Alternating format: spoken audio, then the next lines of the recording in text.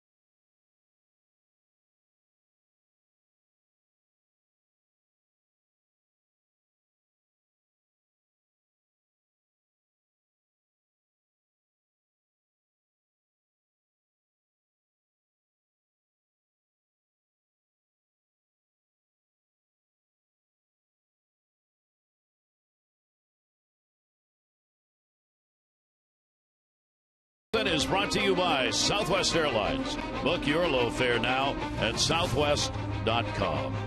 Another night where the roof will be open on a summer evening here in Houston.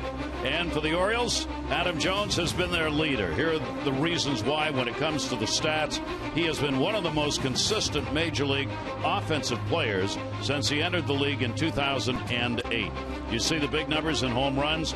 Came in 13 with the 33. The RBIs, 108 that were picked up in 2013. This season, hitting at 293, even though right now in a little bit of a slump. And he is the face of the Orioles for the things he does off the field as well. So we sat down with Adam tonight, said, Adam, let's take a look at the Orioles. Where are they? Well, I think we're doing all right. Amid a lot of injuries, amid a lot of just not playing our style of baseball. We haven't played the best baseball, especially through is the way we feel through the first quarter of the season. But the beauty of this game is that it's 6 months, not 2 months. You know us, and you know me, that I'm not going to just necessarily harp on. We got a little losing streak going on right now, but I'm not going to sit there and cry about it, harp on it. We're going to come out tonight and play the game hard, play the game the way we play it, and try and put ourselves in a position to win. We're not just here to play. We're here to win. And like I said, we've had success over the last 3 years, and we ain't forgot about it. Trust me. I remember the first few years, and it's fun being able to roll the dice in September. So we just need to get on a roll. And the good thing about our division is that we still got a lot of games to play against them. So the thing is, we just have to get on a roll ourselves. I think we've been off offensively. And we just got to get back as an offense to putting together good at bats and getting hits, running the scoring position. We've left some guys on third base, especially in the first 2 games here. So we just need to, my motto, clean it up. I'd say it a little different words, yes, but we just clean it up and be a little bit more efficient. And like I said, I love my teammates, but we just need to be more efficient out there. What do you like most that you've seen so far this season about this ball club? Just the fact that everybody is rooting for the next person. I know that's kind of cliche, but it's big when you see, you see all the guys on the top step the entire game rooting for everybody to be successful. It's a team game. We want everybody to offer what they offer. And, when we score runs or any big play happens, you see the guys are rallying around the players. And that's what I love to see, just guys being good teammates, because between the lines, all the results that you expect and want, they're not always going to be there. But you can always offer the effort of being a good teammate and rooting on your guys. What do you say to the fans? There are some who are concerned. Always, it happens to every team every time you get into a little losing funk. What do you say to them about where they look? Well, you can get mad all you want. There's so many people that get mad at other people. Hey, we're going out there and giving our effort. It's not like we hot dogging it and just saying we don't care. But like I said, we're playing against some good teams right now, and the grind is real. You can't make excuses. You got to go out there and handle your business. If you handle yours, score more runs than your opponent, then you can change it around and get some smiley faces going around the bottle right now. All right, how tough was it for you to deal with the dugout when you missed 2 games, and how tough was it for the dugout to deal with you? Oh, I'm not used to being in here when my team is out there on defense, so I kind of try to stay away from Kirby and Showalter a little bit, let them do what they do. But you know me, that just to be out of the game, not involved, it's not me. I'm bored. I just sat in there and ate everything I could find. But at home, and Jenny, if you're trying to eat like little snacks and sweets, low sodium, low sugar. You got diet bars. You got like these little everything in there is from like mamas, or the fresh market, stuff like that. Even like the little snacks. Hey, whoever's footing that bill, because these little bars are about this big and they're about $5. So whoever's footing that bill, ain't me. So I'm gonna continue to eat them now. All right, that's about all the update we can take. Adam, always appreciate it. Thanks, and roll on. Always. Well, I'll tell you, I hope they have some hitting bars in the locker room here. I thought he touched on something. This club, and they are struggling, lost 4 in a row. They're not hitting like they have. That month, in fact, the whole month of May has not been a great offensive month. But they do pride themselves in being a grind-out team, and they've lost 4 in a row. They've had 2 games here where they might have won, but they didn't. Houston's a good ball club. So grind it out tonight. Get good pitching from Gonzalez, and as we talked in our opening, I think Adam's on the same page. Score more runs than the opposition. It always works. Yes. Well, the ball club does come in, of course, having lost 4 in a row. They've scored only 11 runs in the 4 losses that they've suffered. And now they are behind in the season series against Houston, 2-3. Buck Showalter's ball club also has dropped 5 games below 500. That is the first time that has happened since Buck Showalter took over. First time since the end of the 2011 season. So we'll see whether or not the Orioles can get it going. As out on the field come the Houston Astros. They are 33-20. They've got a big streak going, a 5-game lead. They've won their last 2. Take a look at our BGE home game time temperature. It'll be 87 degrees. That's what it's been for all 3 of our first ball games here. BGE Home is Baltimore's home team for heating, cooling, plumbing, and electrical. Why would you call anyone else? Take a look at the starting lineup for the Orioles, brought to you by Southwest. Book your low fare now at southwest.com. For the Orioles, Machado, Lowe, and Jones. Davis, Young, Clevenger will catch with a day game tomorrow. Pierce, Paredes, and Flaherty. For Chris Davis, over the last 8 games, strikeouts down, average and production are up. So Lance McCullers, a 21-year-old right-hander out of Tampa, Florida. Power arm, a big breaking ball, power curve ball, changeup with a lot of run. As you can see, he doesn't throw it that much. Probably is going to pitch somewhere between 92 and 96. 4th major league start after dominating in the minor leagues. He was their #1 draft choice back in 2012 in the supplemental round. So he's what I think the 41st player chosen in 2012, and at age 21. Now 4th time on a first place ball club that is 13 games over 500 and has gone 30-15 in their last 45 games. So they're playing well. Never pitched at AAA. They tried to get him there. He went to the AAA ball club, introduced himself to his new teammates, and then immediately got called up before he ever got to the mound. So he's coming out of AA, where he pitched this season at Corpus Christi, and had a really good numbers there. A couple of earned runs, 29 innings. He had 43 strikeouts in 29 innings there. And here's Manny Machado. Yeah, I think one of the things you want to look forward to if you're the Orioles, and 4 runs after 2 runs on the first game, is that he does throw almost 19 pitches an inning. So and the pitch is in there for a strike, and we're underway. So again, get your pitches to hit, and if he's wild, let him be wild. See if that's the case. He has walked 6 here at the major league level in the 3 games he's appeared in. Manny will go the other way. That's headed to the line. But Springer's going to get over there and haul it in, and Machado on a couple of pitches is out. Well, you already saw George Springer. He's the center fielder playing right. Marisnik in center. Big area here. Preston Tucker, a good left-handed hitter in left field. Bueno with a couple of home runs. VR getting a chance to play tonight. Altuve, the defending battling titleist in the American League. And then you got big Chris Carter. And then you got Jason Castro, after being plunked in the right knee, back in the lineup. So 1 away, and here's David Lowe. Lowe back in the ballgame in left field. He's had a 1 for 4 in the 1 game he's appeared in the series. Bueno will play into third base, and the pitch taken for a strike. For the first time in these 3 games, we have the prevailing breeze, if you believe it, in a ballpark that's got a roof. The roof's open, and the breeze blows from right to left. That's generally what you see here. The first 2 games, there was no breeze at all. So the right-handed batters could get a little bit of help pushing balls out towards center and left, as though you needed any help in left field with that 315 foul pole. David Lowe waiting on it. Delivery is swung on and missed. That was quick. And a K. Yeah, well, a couple of fastballs, and there's the power hook. Hadn't yet to throw a changeup, hasn't needed to. Oh, maybe. Actually, that was a changeup. I mean, he thought it was a curved ball, but it was just a changeup. The bottom dropped out, and that's your 3% pitch. Already using it here in the first inning.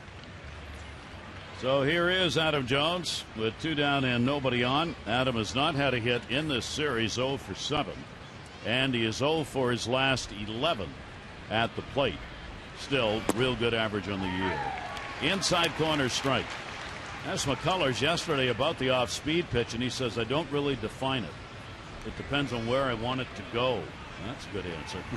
And if that changeup he threw to Lowe is any indication, he's got control of it. So he'll throw a curveball as a changeup and a changeup. whether he wants it to go in or out, right or left-handed batter.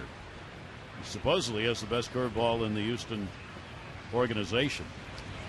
Delivery is swung on and foul tip. Got a little piece of that. Adam Jones will keep his at-bat alive. Well, that was the hook. And yeah, they also rated him the number 5 prospect, best fastball and breaking ball. It's kind of nice. You want to see out of your number 1 draft choices in 2012.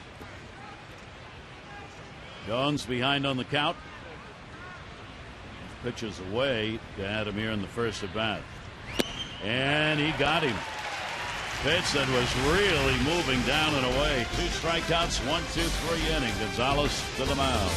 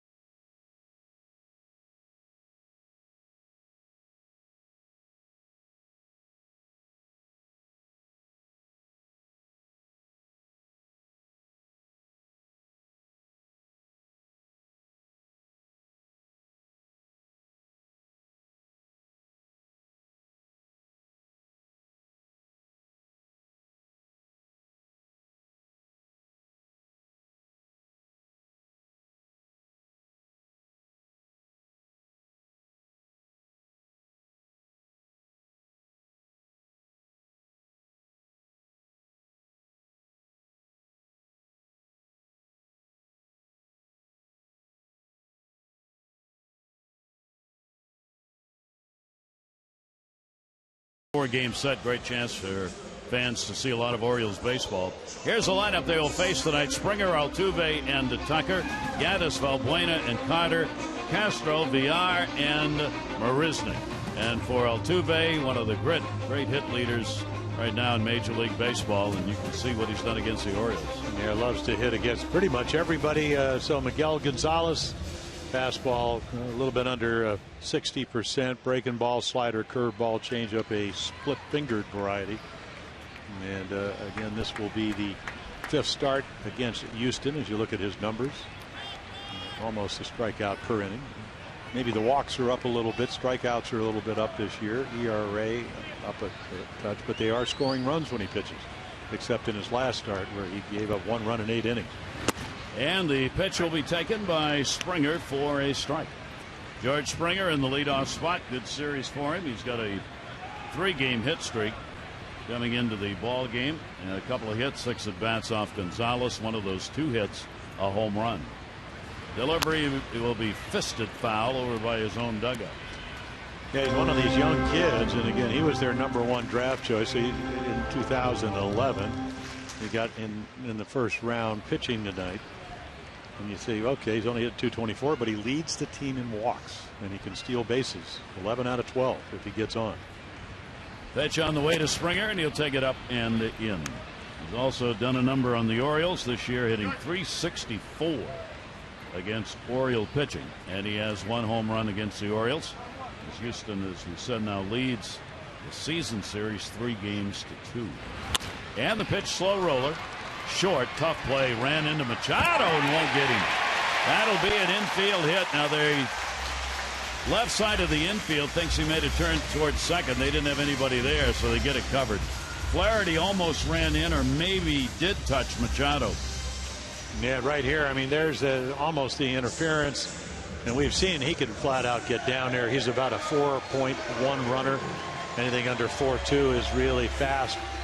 So they have Marisnik hitting 9th. I mean, he can really get down the line. They have a lot of speed on this team, not only in stolen bases, but also defensively and beating out base hits, going from taking the extra base, scoring from first on doubles. So let's see how A.J. Hinch will play this now. He's got Altuve at the plate. Good stolen base man on at first. Clevenger's gotten one of two, limited chances, of course. And Altuve will chase a pitch away for a strike. Altuve with a 3 for 7 in the series. He too, like Springer, has got a 3-game hit streak going. Checks with Gary Pettis down at third base. See whether or not Springer will be running here. Altuve, tough to double up. Throw over, and back goes Springer to first base. And he can handle the bat. I don't think they're going to hit and run this early, but certainly the capability. You can start Springer if you do get to 2 strikes. And you can pretty much count on Altuve to make contact. Altuve leads the league in stolen bases with 15. Springer, who's at first, has 11. He's 6th. Marishnik's got 10. He's 7th in the league. And a grounded to third that will be foul. They did have Manny Machado playing in a little bit. He can back up now with a 2-strike count on Altuve. Well, a great lesson in the at-bat that George Springer had, and Adam Jones talked about it with Steve Molesky of Masson Sports about making contact with 2 strikes, because Gonzalez made a great pitch, and because he can run and because he put the ball in play, he ends up at first base because of the speed factor. Altuve, Springer the lead, not going. Altuve will take it inside. In the American League, Altuve not only up there with all the hits, but he also is the 2nd most difficult batter in the American League to strike out. He just makes contact most of the time, so the Orioles hope they can get a hard enough ground ball here to try and turn a double play. Springer the lead, Davis holding, and there he is back to the bag. So this is the 11th start from Miguel Gonzalez, and they've attempted to steal 1 time, and they haven't been successful. That is one of those amazing numbers. Tillman, similar amount of starts. They're 1 for 1. So again, the Orioles schooled very well in trying to control the running game. And do. Look over, runner not going, and a swing and a miss. So as tough as he is to get with a K, that's exactly what Gonzalez does here. First strikeout.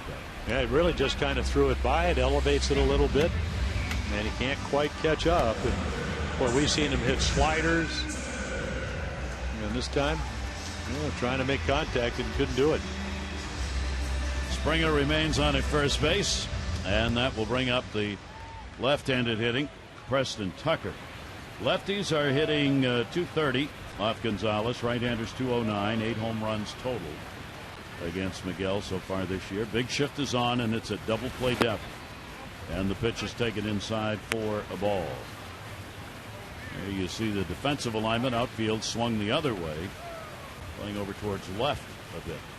Gonzalez has worked in this ballpark Minute Maid before. 2 starts, 1-1. A real good 2.13 ERA here in Houston. Springer not extending the lead. A long look and another good pitch that was up and in at 90.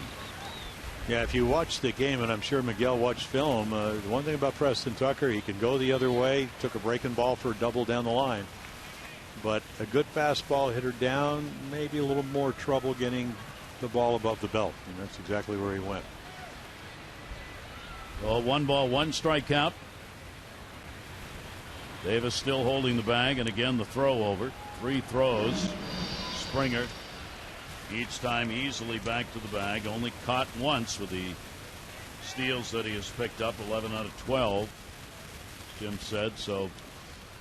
May not want to take that little advantage the left-handed batter gets here by having Davis holding the bag.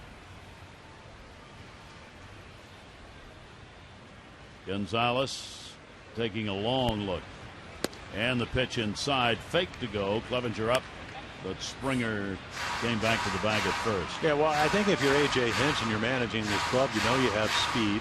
A lot of times you will not send a runner with a left-handed hitter up because you want to keep the first base open, but they have the shift on, so that hole really doesn't exist. So again, if he thinks he can time him, if he thinks he can get a good jump, Clevenger doesn't throw as well as Joseph, might be a good running situation. Ball will be popped up and back over the screen and out of play. Take a look at the Oriole defense here in Houston. Lowe, Jones, and Young. That's the outfield. Machado, Flaherty, Pierce, Chris Davis, and then Steve Clevenger doing the catching tonight. Day game coming up tomorrow to conclude this 4-game set. So Caleb Joseph has got the first 2 off for this ball game. And probably back in there tomorrow. And again, 4th toss made over. So Springer creating havoc in his own way for Gonzalez, who's having to keep an eye on the base runner at first base. Even with the 2-ball, 2-strike count on Tucker. Preston Tucker, a couple of home runs, 9 RBIs. Runner goes off the screen. Trickles into the crowd.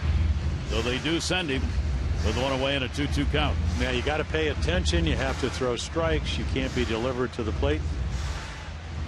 And then again with Springer's speed, single on the ground, she's going to get him to third.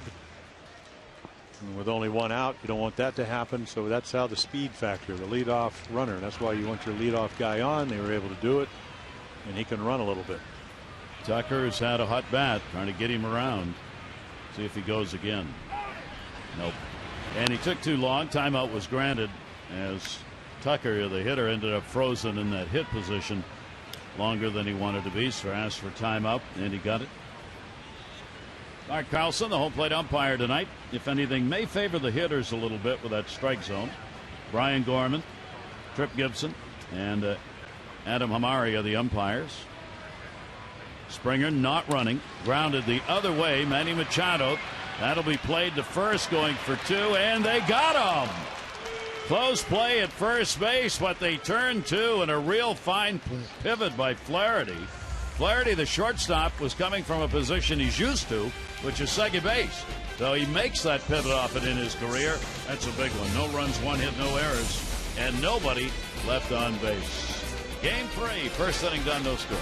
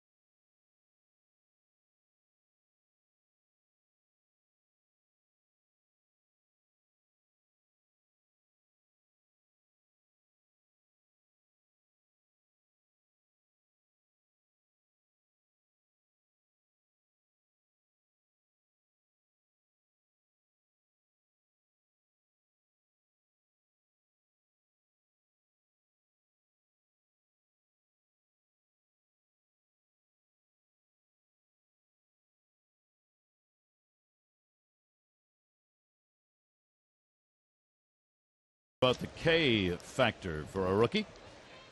Yeah, well, he can punch you out. I think the big question, and this is his 4th start, 2 of the 3 he hasn't been able to get in the 5th inning, so the pitch counts, but he can strike you out. He's got great stuff, and, you know, of course, they've been talking about Noah Syndergaard for the Mets.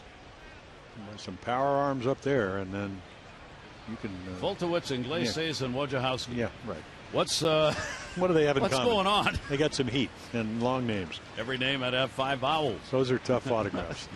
And the pitch will be taken away. There's not a baseball big enough to get all of those autographs on it, actually. Here is Chris Davis, 1 for 7 here in the series, 223, 12 home runs, and 31 RBIs for the Orioles. He'll take the pitch inside from McCullers, so a little power against power right here. Yeah, let's see if he gets a fastball on a hitter's count out over the plate, which is where his strength is. Davis will take a breaking ball that's going to be inside to him. For Lance McCullers, he made his major league debut against Oakland. A run, 3 hits, 4 2/3 non-decision. 1 at Detroit. 6 innings, 2 runs on 6 hits. And then in his last outing, non-decision again against the White Sox, 2 runs, 5 hits over 4 1/3. Those are the 3 major league starts he has made. Davis, 3 ball, 1 strikeout. Shift, of course, on against him. Chris will go after it, drives it center field, but it's just so far. Hauled in. Davis is retired. Marisnick right there to haul it in. Celebrate summer at Oriole Park by picking up the new Birdland Summer 6-pack. Choose any 6 remaining games. Save up to 20% off the cost of single game tickets. And you pick the games. Rivalry games, popular promotions, bobblehead nights, your choice. Go to Orioles.com/6-pack. Yeah, that ball probably hit about 410 feet. You could pitch to center field in this park forever. And Ryan Flaherty's not the one that's hitting him because he's got a couple of triples over the head of the center fielders. Pretty good place to be able to pitch. Young up, 3-game hit streak. Delman 3 for 8 in this series. He'll foul that one back into the screen, so there's one he wanted. He got a good cut on it, but didn't line it up.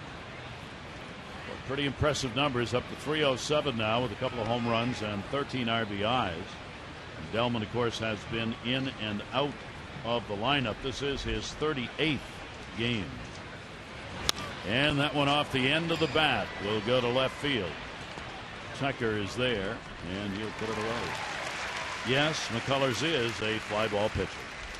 Maryland Lottery contestant of the game, Diane Maxwell from Northeast, $500 for being selected. You win $500 more for every Orioles home run hit tonight. Play baseball buck scratch-offs, win up to $50,000. Enter your non-winning tickets for a chance to be the contestant of the game. Visit mdlottery.com/baseball.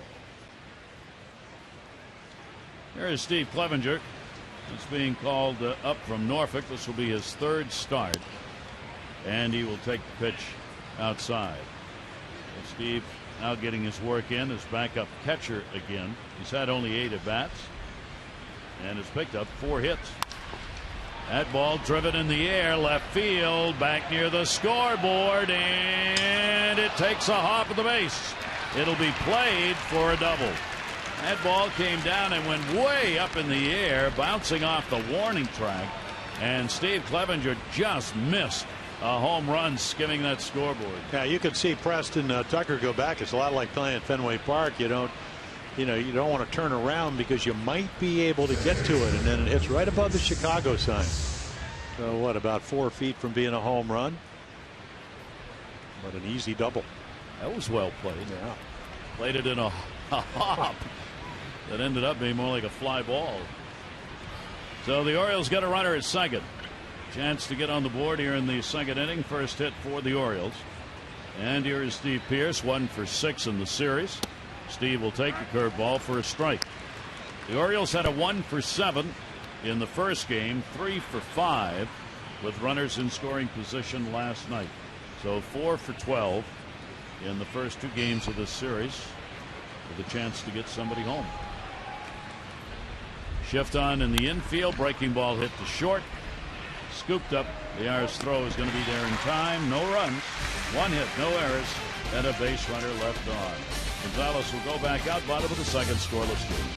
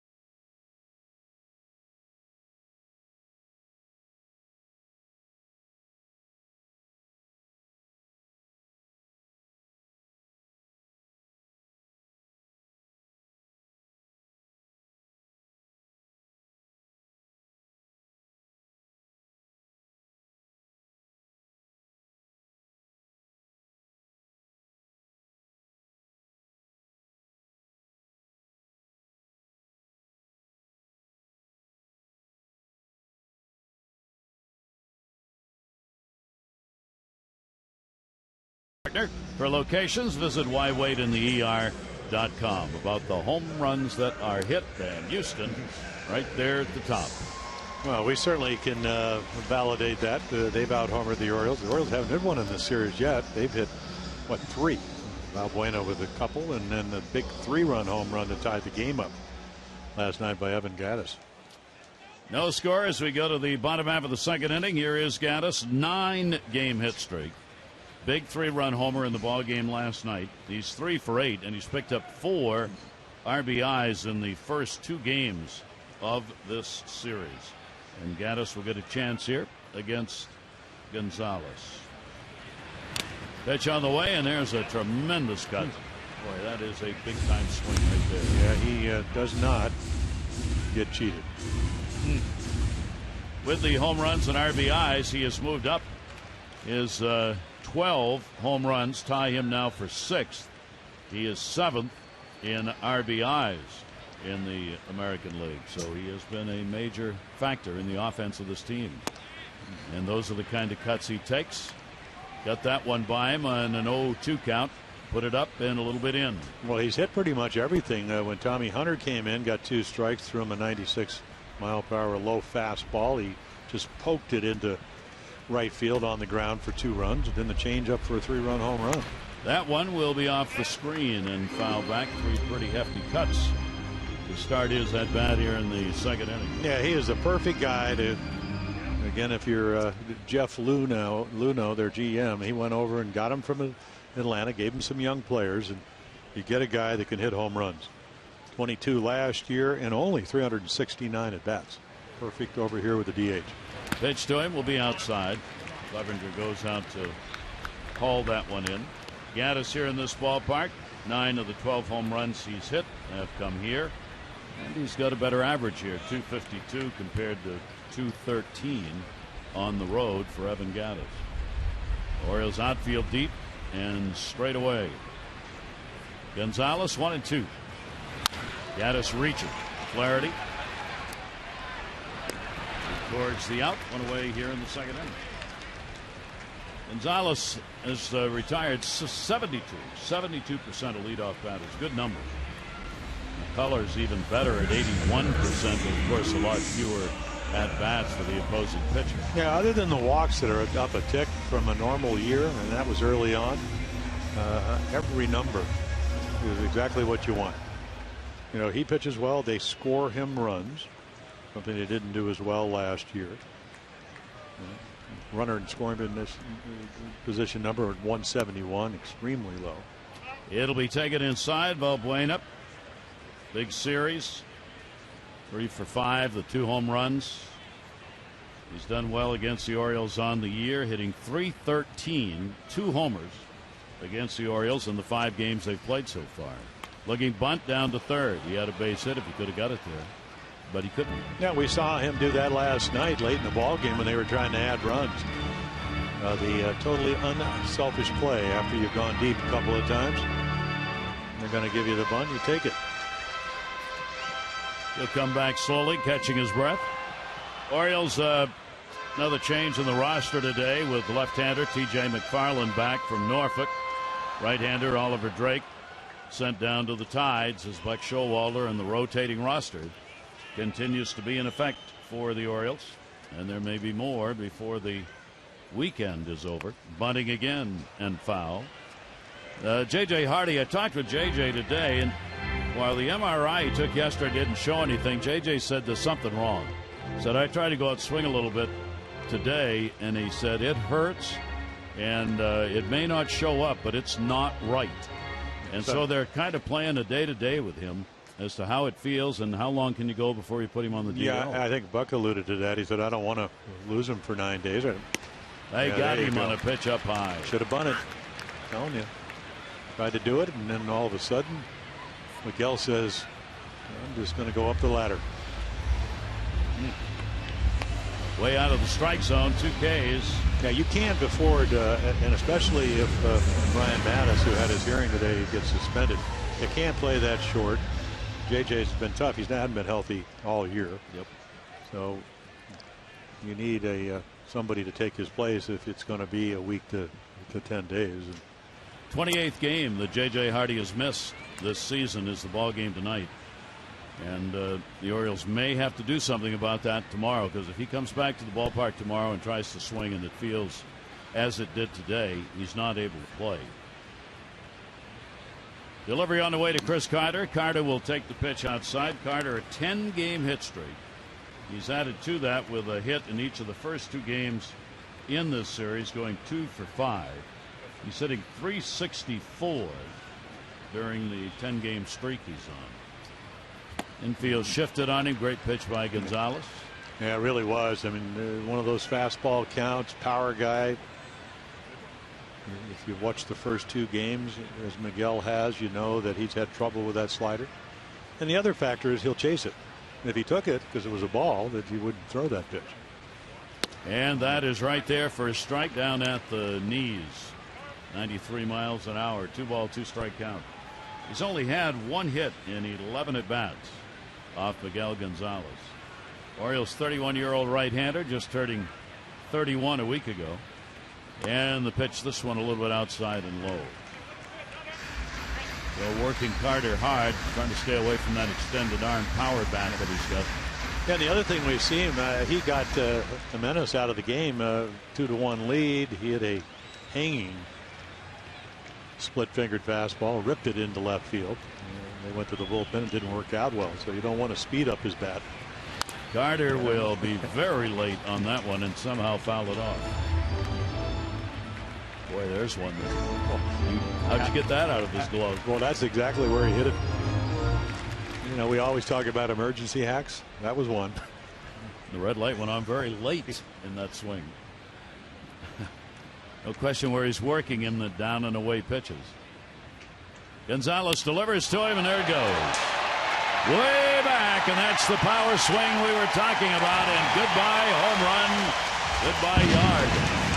Chris Carter delivers it. Yeah, see, one of the things you don't want to do is throw a strike on the inside half to Chris Carter, and the count, unless you're willing to walk him, dictates if I'm going to throw a strike. Boy, it's hard to get the ball in. A 2-2, you can go in under the hands. If it's a little off the plate, you don't care, but he throws him a strike. And the other factor is that this guy could flat out hit. I mean, you can see it's on the inside part of the plate. It's not off the plate because he doesn't want to walk him. And there's your result. He loves to use that left field wall, and he gets his 9th home run. Gives Houston a 1-0 lead in the ball game. His 28th RBI. Castro back in the lineup after being hit in the knee. Had to come out. Didn't play in last night's game, but he's back in. So for Gonzalez, that'll be the 9th home run that he has surrendered. 6 hit by right-handers. Jason Castro with a shift on against him will ground that way, but it's a foul ball. Yeah, I've always wondered. You know, I played on a staff that had 420 game winners. I know Rick Dempsey's probably sitting back in Baltimore going, gee, you're going to throw Chris Carter a fastball. Why up and in? You want to go down and away. Make him hit the ball to the biggest part of the park. So again, they try to go in. They don't get it in far enough. And the good news, it's only a solo home run. That one is fouled off. Oriole pitchers have had real problems with the home runs, Jim. That's the 57th home run the Orioles staff's given up, and that's second highest in the American League. Well, I know that Dom Cheedy and Dave Wallace, the pitching coaches, prefer down and away when you're 3-2. And you know, Souza hit a 3-run home run to change the game when they tried to go inside half 3-2 on Sunday. Chris Tillman was pitching. It's a very difficult place to go. And again, the modern day hitter, all the drills they do, front arm drills, you want them to hit it to the big part, not the short part, which is down the lines. Houston, of course, leads the league in home runs hit. And the pitch will be away. So after the home run, the count will go to 2-balls, 2 strikes. That home run picked up by Carter is the 72nd home run they've hit. Talk about a differential. They've hit 72 and they've given up 44. That ball's put up in the air to center. Jones will back up, 410, 20, and puts it away to retire the side. So that'll do it. But the home run by Carter has put Houston on the board. The Astros up.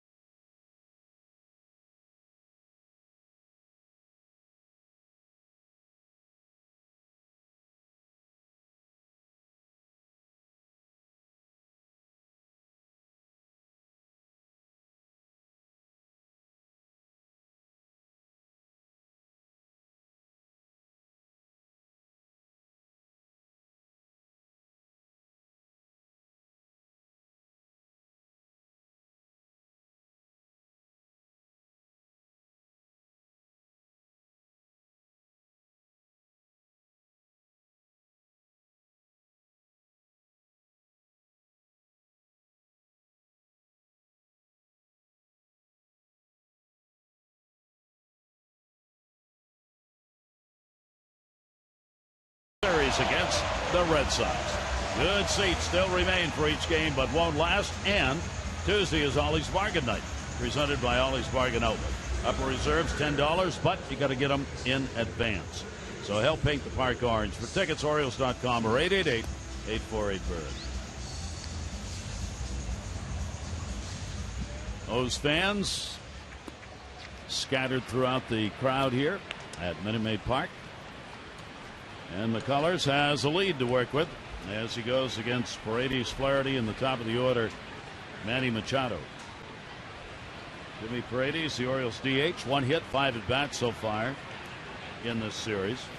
Has seen the average drop down here with a bit of a struggle, but still a very fine overall 311 number, which places him 10th in the American League. And McCullers, 11 pitches per inning, 22, 16 strikes first 2 innings. Very efficient for a youngster. Only 21. Breaking ball is going to just miss inside.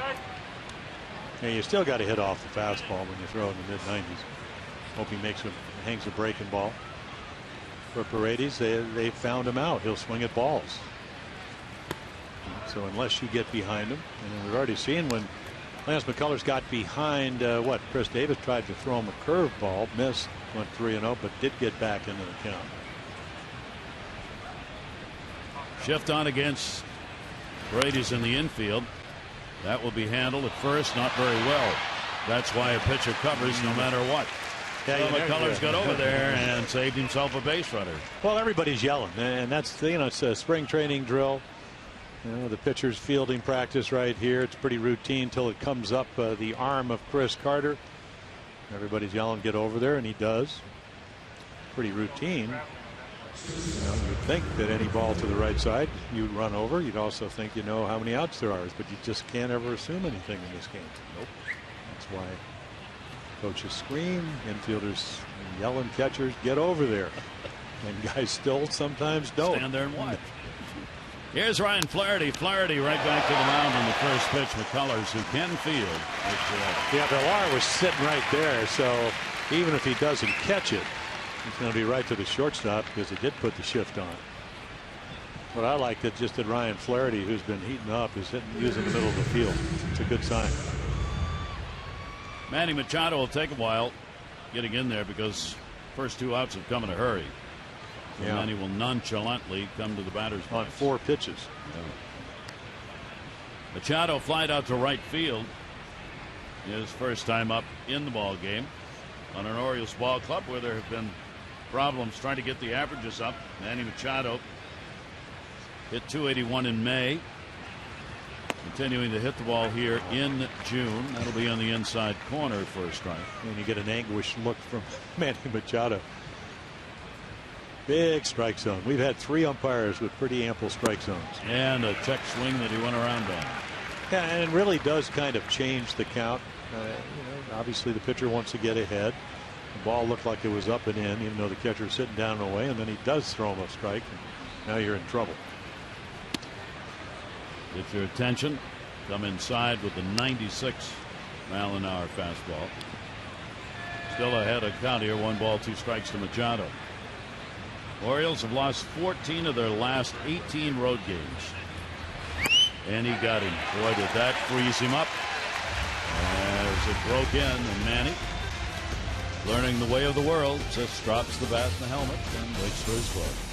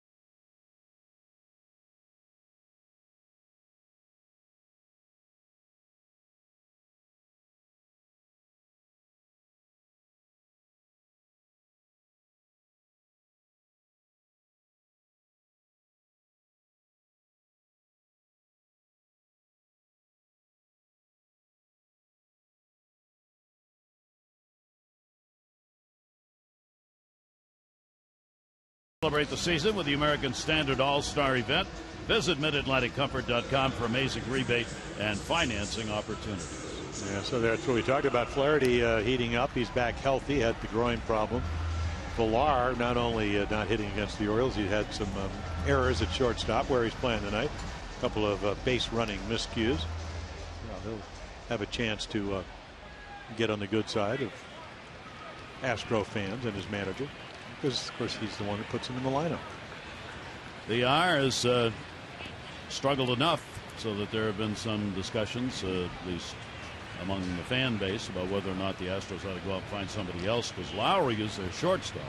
We really got off to a great start. Jed Lowry is injured, won't be back probably until the All-Star game. That's the expectation. I should say that's the hope. Well, they do have a kid, their #1 draft choice in 2012, Carlos Correa, and talking to Dave Hutchins, the hitting instructor, he said he's very Manny Machado-like. You know, terrific fielder, and now at AAA. Last year broke his leg, I think, in June. So he's probably the guy that most people would like to see come up here. And again, he's about as good offensively as he is defensively, so he can help you win a lot of games. The R will swing through that one. Kept it down low. 92-mile-an-hour pitch. The R is a switch hitter, hitting .286 right-handed, and from this side of the plate, .265. No home runs. He has picked up 1 triple, 5 doubles. Those extra base hits all coming from the other side of the plate. Swings and misses on that one, and Gonzalez gets his 3rd K. 1 down, 3rd inning. Yeah, Miguel's got good stuff tonight. Just ill-advised trying to go in on Carter. I mean, there's a great splitter. He's got 92, 93 on the fastball tonight. Hadn't thrown a curveball yet. So pretty inexperienced hitter, not playing every day. The kind of guys that you pencil in the lineup. I got to get these guys out, especially when the top of the order is hitting pretty well. Jake Marisnick, bottom of the order, has been hitting pretty well. He is 3rd on the club with 11 multi-hit games. As we told you, outstanding speed. The 7th in the American League with 10 stolen bases. Gonzalez delivery to him, and that one will be fouled back. And Gonzalez working ahead again at 0-2. Gonzalez, he too has been a fly ball pitcher. 59% of his outs have been in the air. He's done really well at home, 2-3 on the road with a 4.78 road ERA. Off the end of the bat and foul, protecting on that one. The Orioles, when he's started, 6 wins and 4 losses in the 10 starts for Miguel Gonzalez this season. 1-2 lifetime against Houston. Pitch on the way, and he got him, and he knew it. No argument there. So a couple of strikeouts. Yeah, that's how you get guys out at 91 or 92, because in the back of their mind, they know he has a slider. They've looked at films, got a curveball he can throw, the splitter, he already threw it, and he freezes you on a fastball inside middle. You never really know what's coming when the Miguel is pitching on the mound, and a perfect example there to a young hitter. So he gets the first 2 outs here in the 3rd inning. Back to the top. And the pitch will be taken down low. Springer at the plate. Picked up a base hit. Was taken out on a double play in the 1st inning. So Springer now with a couple of hits and 9 at bats in this series. Chopper off the front. Flaherty, nice pickup on the short hop and gets it. So Gonzalez retires the side in order. 3 complete from Houston. 1-0 Astros.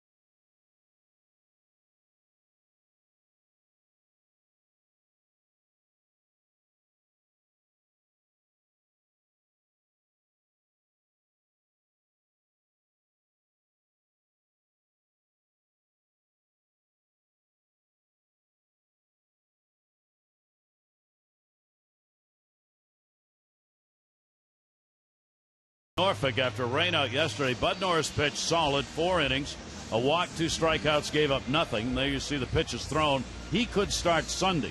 Then there's Matt Wieters. It's a doubleheader. Matt caught game 1, 2 for 3, a run, a walk, and in game 2, 1 for 2 and a home run. That ball game still going on. Now, on Twitter chatter, David Hall, a sports writer, Bud Norris was asked, what's the next step? You tell me, I'll let you know. The Showalter guy, he keeps all his chess pieces close, so I have no idea. There's that Showalter guy. Ground ball going towards second base. First pitch to Lowe, and he is retired. Yeah, well, they know about Bud down here in Houston because he pitched here. And I keep running into Ed Wade. He used to be the GM, and he goes, great arm, head, maybe not so much. Good scouting report. Yeah, well, there you go. Well, he's still upset because they put him on the disabled list after he lost 10 or 12 pounds. And he wasn't pitching well. ERA close to 10. Now, I thought Buck goes, we want you to get well, but you got to show us you can help us pitch. Yeah, and you got to be able to pitch. You got to be able to pitch well. Did win 15 games. They're aware of that. And the breaking ball in there for a strike to Jones. Strikeout victim. Those are the type of guys you like to put in the lineup every 5th day if you're performing well. So, but when you get sick and you know he looked gaunt, wasn't pitching well, and you have to move on, but not forever. So he'll come back. I'm not sure I would let him pitch 4 innings on Wednesday and then bring him back with not the normal rest, because that's kind of asking maybe a little bit too much of him. But looks like he's on his way back to Baltimore, and he'll have a chance to get back to where he was last year. and he'll most likely, if he pitches up to his capabilities, help his team win. Outside to Adam. Mike Wright would start on Sunday, apparently, if Bud Norris does not. There's been no announcement on the rotation for Cleveland, as Buck Showalter, as Bud said, holds the chess pieces close. And the pitch will be foul back. Or was it the pieces close to his chest? I'm not sure whichever way it was. There's Mike. Ball game last night, youngster. When I say youngster, he's 25 years old, young in the sense first major league opportunity. Well, he's like McCullers. He's 4 years older, but that was his fourth start. It's Lance McCullers' fourth start. Jones with the 1-2 strike count. Adam will go after it. He got it. Way back 362 in the power alley and off the top of the fence. On his way to second, he's going to go to third. Tucker will get it back in a ballpark that surrenders triples, gives up another one. As Adam Jones breaks out of an 0 for 12 with a 3-bagger. They got a breaking ball up, and then he hits it right off the scrap metal sign out there. There's the hanging hook. And right here, it almost goes out of the ballpark. But again, it has to go all the way up over that mezzanine line. There's a yellow line, probably, about 8-10 feet. That's a very tricky area because the yellow line goes which is up, across, and down. So you got to get a home run above that yellow line, above those Chronicle scrap metal signs. Got to be above that line to be a home run. That's a long way up. And it's 362 to the fence out there. Well, I was talking to Preston Tucker. I said, this is kind of a very quirky ballpark. He goes, quirky? It's weird. It's weird. Yeah, you can follow this yellow line, and it's not easy. It's got a bunch of angles in it. You see it goes right up that railing and then comes down and then starts going across again. Chris Davis now, his job is to get Davis in. Here's another one of these situations that Buck Showalter has been harping on. When you get these runners on to third base, the Orioles have not done well. There you see the numbers. With less than 2 outs, the lowest this season. Ground ball, that'll be foul. Jones taking off on contact here, hoping to get in, tie this ball game up. Each team now with 2 hits. Flaherty's had triples in 2 games. Now Jones gets one. Kind of amazing. Chris Davis not going to steal a base. They actually play the infield back. A lot of times you'll move them in because if he gets to first, he's not going to steal a base. You might cut off the run. Right here, of course, McCullers looking for a strikeout. Chris already with 71 of them. Way up high and up to get at Castro, and he had to extend to haul that one in. That's when you want a catcher that's about 6'3" or 4 like Jason Castro. Come on, man. McCullers, 1 wild pitch and a couple of hit batters in his first 3 games worked. Jones off third base, delivered to Davis, and a swing and a miss, and he got the K he wanted. Don't let up now, don't let up. No, that's what he went hunting for, and trying to hit a ground ball, get a ball in the air, and he gets the 2 strikes and executes the breaking ball under the strike zone. Strikeout number 72. So the Orioles 0 for 2 tonight with runners in scoring position. Their third chance will go to Delman Young. Young's been very good at getting people in when given a chance this season. See what he does here. Check swing. Did he go? Nope. Check down at first base. Delman hitting .379. He's 11 for 29 in these situations this season. Orioles still as a team are 3rd in the American League. Team average of .294. Colors delivery. That'll be in the outside corner at the knees for a strike. Perfectly placed fastball. 1-1 on Delman. Delman getting more and more chances as his bat stays hot when many of the Oriole bats are not. 6 for 15 against Houston this year. Back into the screen when he wanted to jump on. And take a look at our Maryland Live Casino inside the numbers. Largest differential single season.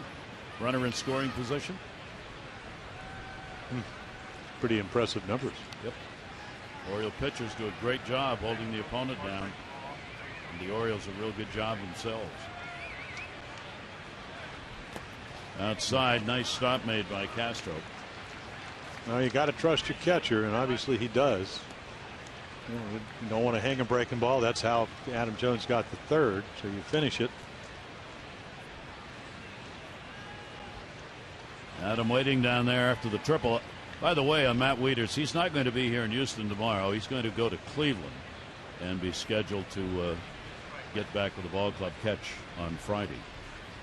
And the other way, and it's a base hit off the chalk. Springer will play it back in, and he comes through one more time. Delvin Young, RBI single the other way. That'll bring Jones home, and it's a 1-1 ball game. Well, that's what you need. And so now what? 12 for 30. Came in at 379. That number goes up. And that's just a high fastball. He elevates it, but he just keeps it fair, I think. At least that's what the first base umpire, Brian Gorman, said. Didn't see any chalk come up. That's probably because it's paint. Probably a good reason.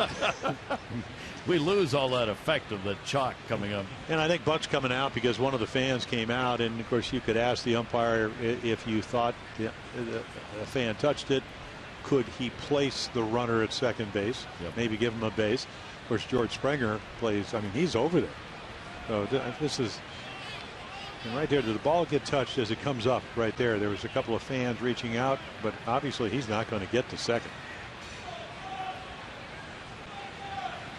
Now, if the ball was headed into the seats, it would have been a ground rule double, and maybe that's what Buck was asking about. So the runner at first base will be Delvin Young. He gets the RBI. That is his 14th RBI of the season. And the Orioles tie the ball game up on their third hit. And here's Clevenger, who had a double his first time up. Young at first, and he will take the strike. Well, the Orioles bounce back after the home run by Carter in the second to even it, and that was a big 2-out RBI by Young. And Clevenger will foul that one off right on top of that.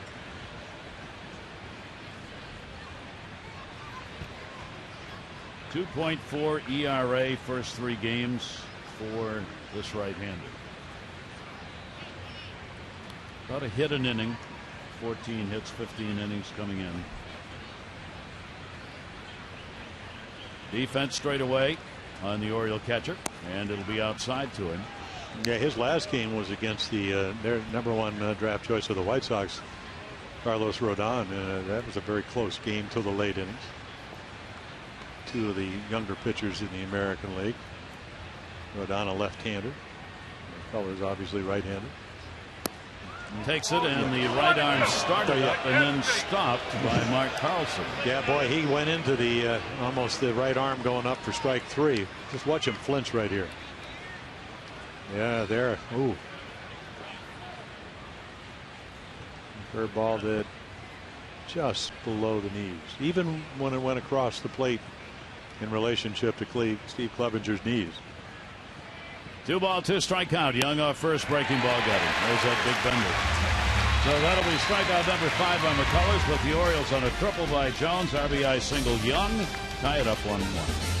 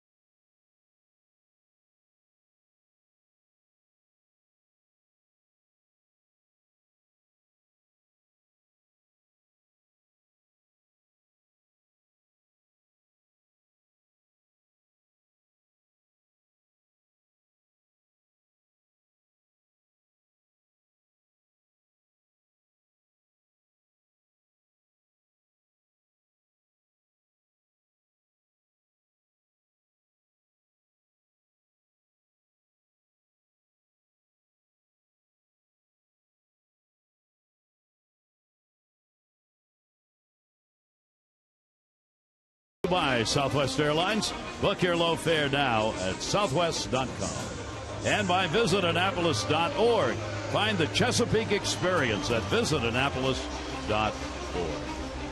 Great look at downtown Houston, which is where the ballpark's at. Some beautiful parks off to the left side there. All the kids were out today where they had the fountains spurting up in the park and in the swimsuits. It's actually been, at least humidity-wise and weather-wise, it's been very pleasant. Which is why the roof is open. 90 degrees during the day. But it hasn't been as humid, so it didn't seem that hot. The kids were loving it out there in the water today. Good ball game here, 1-1, bottom half of the fourth inning. Orioles 1-3-0, Astros 1-2-0. Orioles have left 2, the Astros none.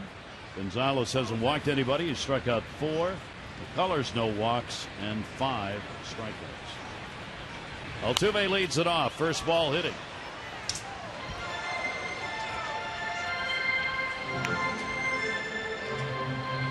I like you a lot, but hit it the other way. Yeah. Got the overhang here, or yes. I don't know what those are, speakers or something. Whatever they are, I'm glad they were there. Otherwise, I'd be under the table here. Altuve, the 0-1 delivery to him, shattered bat. Blue center field, getting back Pierce. He hauls it in.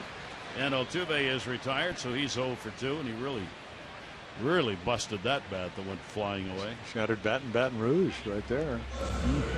Splintered. One down here in the fourth inning. Tucker and then Gaddis will be due up. Gonzalez looking for his 6th win of the season. Yeah, he's really pitched well. Well, you talk to scouts, and they go probably one of the more underrated pitchers in the American League because of the stuff, the variety. 9-4, yeah, 9-4, 11-8, 10-9. 9-4. They got him over 5 runs a game the last couple of years. 4.3, which is not pretty much what the average run support for the ball club. But when you get up into the 5s, a little bit easier to win. He has not had that luxury since his first year when he was 5 games over 500 when he came up and ended up pitching out of the bullpen and then going 9-4. Against a hot hitter, he's hit 13 out of the last 17. Tucker in that 3 spot. Hit into a double play first time up. Shift on against him and a big cut. Going down to one knee on that one on the finish. Yeah, little George Brett White, he doesn't wear the gloves, kind of an open stance. I'm sure he's going to end up with over 3,000 hits like George, but I always kind of look at hitters and say, who does it remind me? Who does it remind you of? And he goes upstairs. That's where Gonzalez is picking up some strikeouts. Yeah, see, again, he's got the repertoire, and if you go over your scouting report, okay, I want to ride the ball up in the zone, and Tucker, he's got the capabilities of doing that. And when he gets the 2 strikes, it becomes even. He got a young hitter, doesn't want to strike out. He'll expand the strike zone, just the way the game is played, and even the best hitters ever. Strike zone gets a little bit better when you get the 2 strikes, and he takes advantage of it. So Evan Gaddis will stand in, 2 down, nobody on. Tied for 6th in the American League in homers, 7th in RBIs. Designated hitter takes the pitch outside for a ball. Gaddis getting a look at Gonzalez for the first time during his 9-game hit streak. Now he's 16 for 38, hitting over 420. And that one inside out. Young coming from right, called off by Pierce, and he'll put it away. Another 1-2-3 inning. That's going to be 7 in a row set down by Gonzalez in a 1-1 game.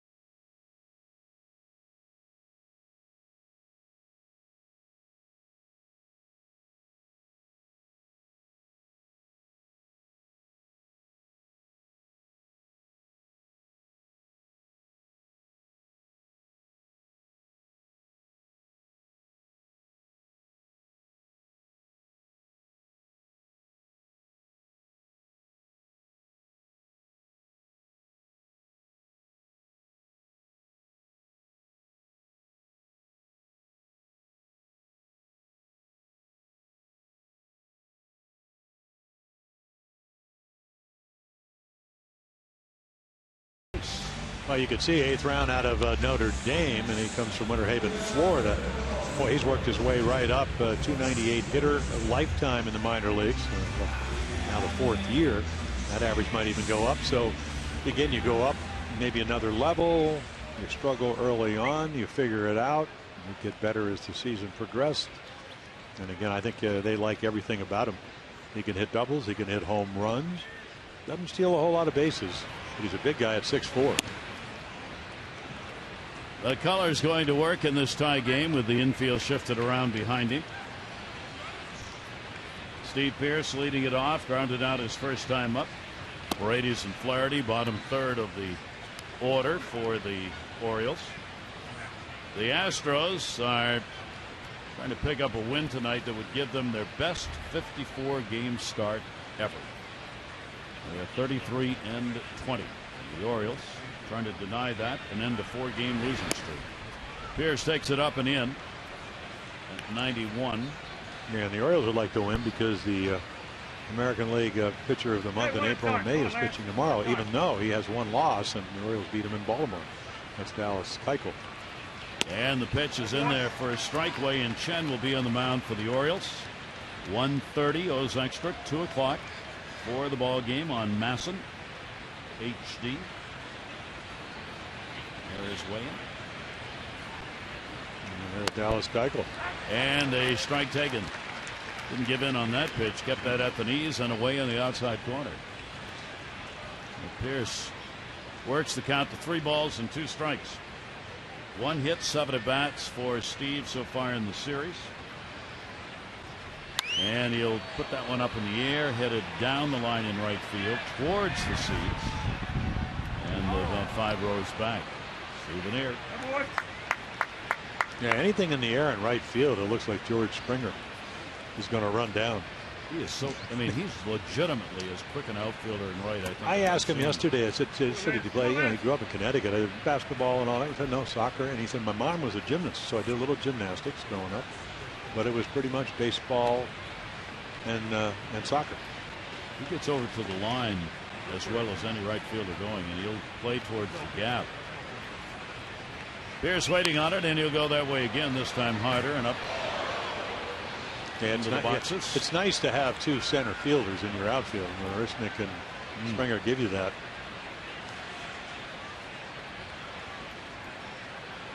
Oh, you'd love to get a leadoff walk here and maybe get something going. Pierce battling him. 3-2 delivery on the way, and he got him. Strike on the inside corner, so Pierce not particularly happy about it. Strikeout number 6. Yeah, it might have been a little bit inside, but this is a 21-year-old right-hander, and he drops off a 3-2 hook. And our pitch track box will call it a strike. You know, one of those ones that you really don't have to make the perfect pitch. You just fool him by throwing it. And he does get the call. So McCullers with a K retires the leadoff batter. I mean, it's early, but he's retired 81% of leadoff batters in the 4 games that he started at the major league level so far. That's an extraordinary number. Pitch outside. Brady's grounded out first time up. 3-1 on the putout. Minor league career for McCullers, 304 strikeouts in 256 innings in the minor leagues. That is swung out and missed. That's mano a mano at 95. And see, that's what he has, and that's why he was a #1 draft choice. He's got a power arm. He's not afraid to use it. Yeah, he's got a, he throws occasional changeup, but he'll throw his curveball in pretty much any count. But if you get in trouble, he'll just go up the ladder with 95. And then show you that breaking ball at 84. That's a yikes. Yeah, that was a hanger, but it's still, again, it's a huge strike zone. And I think the scoreboard reflects that. Only a couple of runs scored as we're into the 5th inning here. And a ground ball again on that side. This time McCullers will handle himself and tag as he goes by. 2 down here in the 5th inning. The Orioles are going to host the Yankees. A 3-game weekend series is coming up starting Friday, June 12th. Tickets are going fast. Don't miss out on this. And remember, bring non-perishable food items and/or cash donations to benefit the Maryland Food Bank. It's part of the annual Orioles Reach for the Food and Funds Drive presented by One Main Financial. That's starting next Friday, June 12th, with the Yankee series all weekend. Food and cash donations for the food bank. Great cause. Yeah, and also the Yankees are playing well. You always like to have them in town and compete. Yankees continuing to eat up on Seattle. I listened to the ball game after we left the park last night. I couldn't believe it. The Yankees came back in the 2-1 ninth inning, 2 down. A 156 hitter delivers. Stephen Drew with 2 down, got a base hit. That would tie the ball game up, and then they did go on to win it in extra innings. Yeah, Garrett Jones hit a 3-run home run. He also hit one this afternoon. Yep. Another acquisition. They're getting it done. Yep. They are playing good baseball. Well, Teixeira certainly being healthy doesn't hurt him. Yep. And then they have Andrew Miller. The Orioles don't. The Betances with 26 scoreless outings. The Yankees win today. They now have 29 wins. The only other division led by a team with 29 wins is Washington in the National League East. Pitch on the way, fastball, Flaherty. He grounded out his first time up, fouls it away. For Ryan, 3 hits, 7 at bats in the series, 4-game hit streak, playing both short and second. With Hardy out last 2 games, he has been at shortstop for this game tonight, the 4th time he's played short this season. The Colors with a 1-2 delivery and a check swing on a ball that gets away, wasn't touched. Yeah, it looked like he just kind of turned it over a little bit. It's a great luxury to have a power arm where you can throw a good fastball hitter like Ryan Flaherty at 95 in the middle of the plate, and he's just a shade late. But you can always get back in the count with it, and then you know the hitter is going to try to catch up, which makes your breaking stuff a little more effective.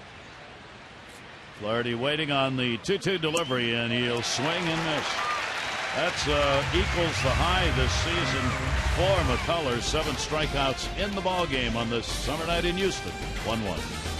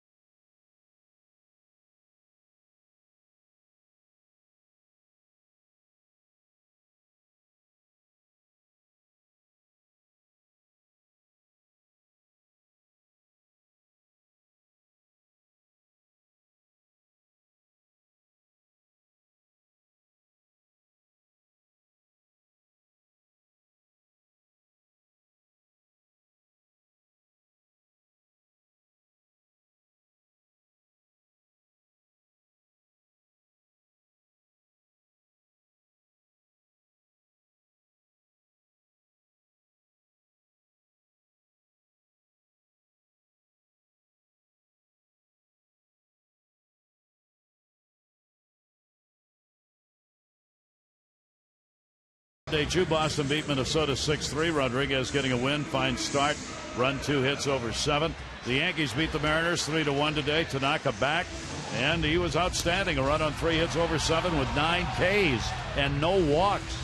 And the Blue Jays had lost 9 out of their last 13 road games. They beat the Nationals 8-0. Their first road series win since April 10, 11, and 12. So Tanaka back, everybody happy in Yankee land. And how about Eduardo Rodriguez? I was off last week. I watched that first game he pitched in Texas. Trying to think. Juan Pizarro, Liriano. That's who he looked like. Oh, 96, 97.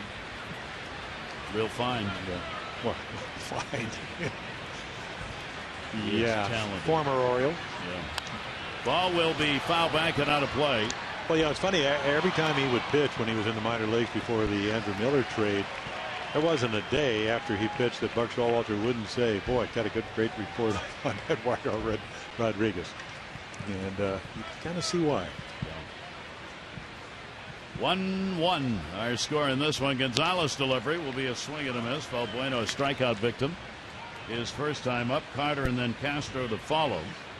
Yeah, both of the home runs in this series have been on breaking balls. Splitter off of Jimenez. That was the only run he gave up. And then the hanging slider curveball off of Mike Wright. Both of them pulled. We'll bounce that one off the plate. Outfield straight up. Infield shifted around. 57 pitches thrown by Miguel Gonzalez as we were in the bottom half of the 5th inning. Home run, Carter, 2nd inning. Other than that, it's only been one other base runner against him. That'll be in the ballpark for David Lowe. He's got it. Leadoff man retired here in the 5th. Be sure to text Masson's word of the day, Dad, to 29292. Your chance to win a meet and greet with Chris Davis. That's Dad to 29292 for your chance to win, courtesy of Outback Steakhouse. Don't forget, your grads and dads get a $10 bonus with a $50 Outback gift card purchase. Move the infield the other way. Here's Carter. He got the home run over that left field wall. Pitch will be taken down low for a ball. Now an 11-game hit streak and 9 home runs for him on the year. And that average now out of the eyes at 201. Boy, he looks like he's a pretty good defensive first baseman, and he drives in runs and hits home runs. So you can live with the strikeouts and the low average. The definition of the modern power hitter. Well, yeah, we were kind of talking before. It's kind of like Moneyball when Billy Beane, he had a lot of guys that struck out. That's what Houston does. A lot of home runs. That's what Houston does. The one thing that they're not real good at is the on-base percentage.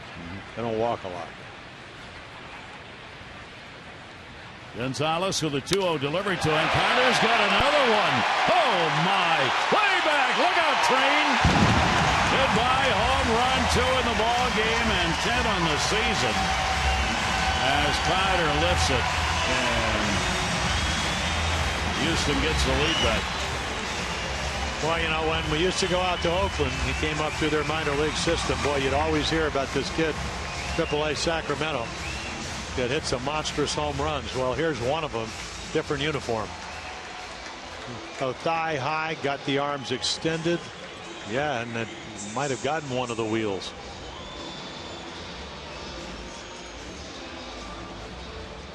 Yeah, he doesn't have to pull it to hit it out of here, even though that's what he did the first time.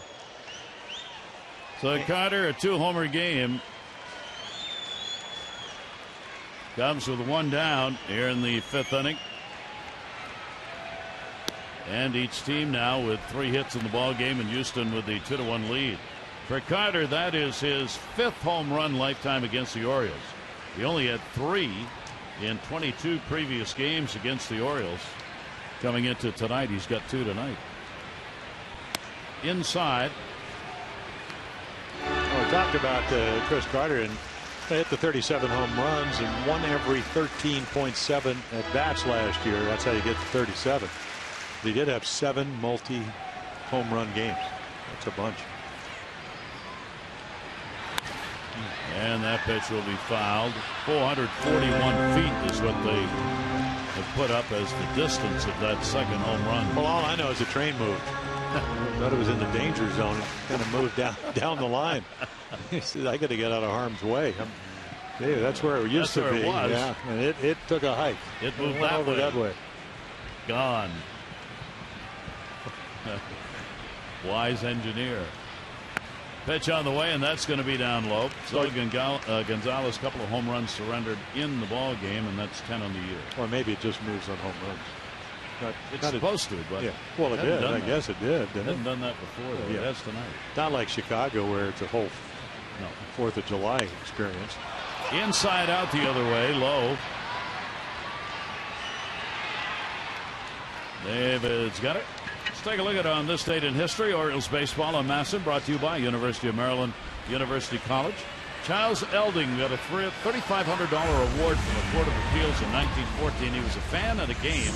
Foul ball went through the screen that he was sitting behind because it hadn't properly been taken care of.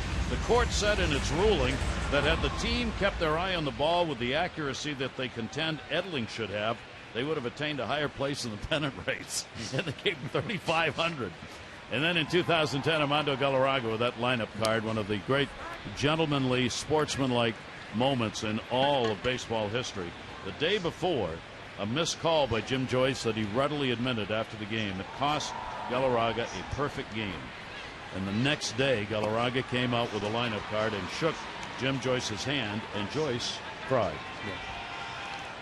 I was actually, sounds like I never worked, but I was off that night too. And Rick Dempsey called. He said, "You got to call." He said, "You got to watch the Detroit game. Galarraga's got a no-hitter going," and it was pretty routine play. He just missed it. Yeah, missed the call. Last out of the game. And Jim Leyland came out and tried to get him to pass one of his. And they really handled it with the aplomb was unbelievable, the poise and whatever. And yeah, it was, to me, one of the great times where you understand umpires do make mistakes. As it turned out, it cost him a perfect game, and nobody felt worse about it than Jim Joyce. And Galarraga knew that, so he came back and did the most sportsmanlike thing possible. That was quite a moment. 2-1 ball game here. Astros on top, 2 down, nobody on. The Irish strikeout victim is first time up. Another ball game dominated by pitchers. Only 3 hits in the game and runners. The Orioles have had a couple left on base, only 1 in scoring position, and nobody's been left on by Houston because their single ended up in a double play, and then the home runs of the other 2 hits. And there have been no walks, and there's not going to be one there. So the strikeout recorded again. That's going to be 6 in the game for Gonzalez. Home run, Carter, and there's the reaction of Miguel.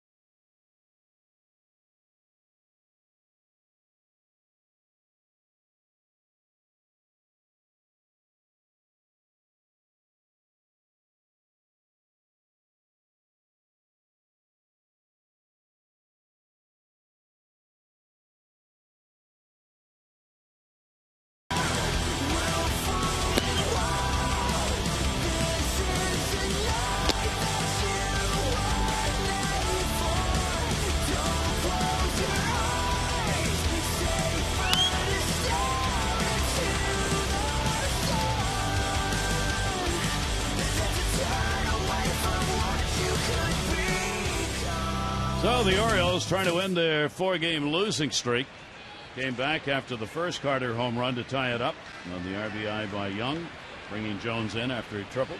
But Carter hit another one, and it's 2-1. And a ground ball that'll go to short. Manny Machado, 1 pitch and an out. Well, tremendous, at least to this point, performance by a 21-year-old right-hander. He really hasn't given him many opportunities to get back into the game or even get any kind of big inning going. He's not getting behind hitters. He's not walking hitters. Only the triple by Jones on a breaking ball up, and then the chalk line single down the right field line. Other than that, he's working on a shutout. And meanwhile, his guys are going to the plate and trying to add on. the way you want to pitch. David Lowe, he'll take it inside. McCullers has reached the high in strikeouts he had in the last game. The White Sox 7. That's his major league high, and this just the 4th game he's pitched at the majors. That's to short. Inside out swing again. VR up, makes the play, and there are 2 quick outs. Oriole Park, perfect setting for your next group outing. Gather family, friends, co-workers, colleagues. Have a great night or day at the yard. Discounted ticket prices for groups as small as 15. Party facilities for up to 1,000. Oriole Park, Camden Yards, your next outing. You can get information at Orioles.com/group. There's a group right there.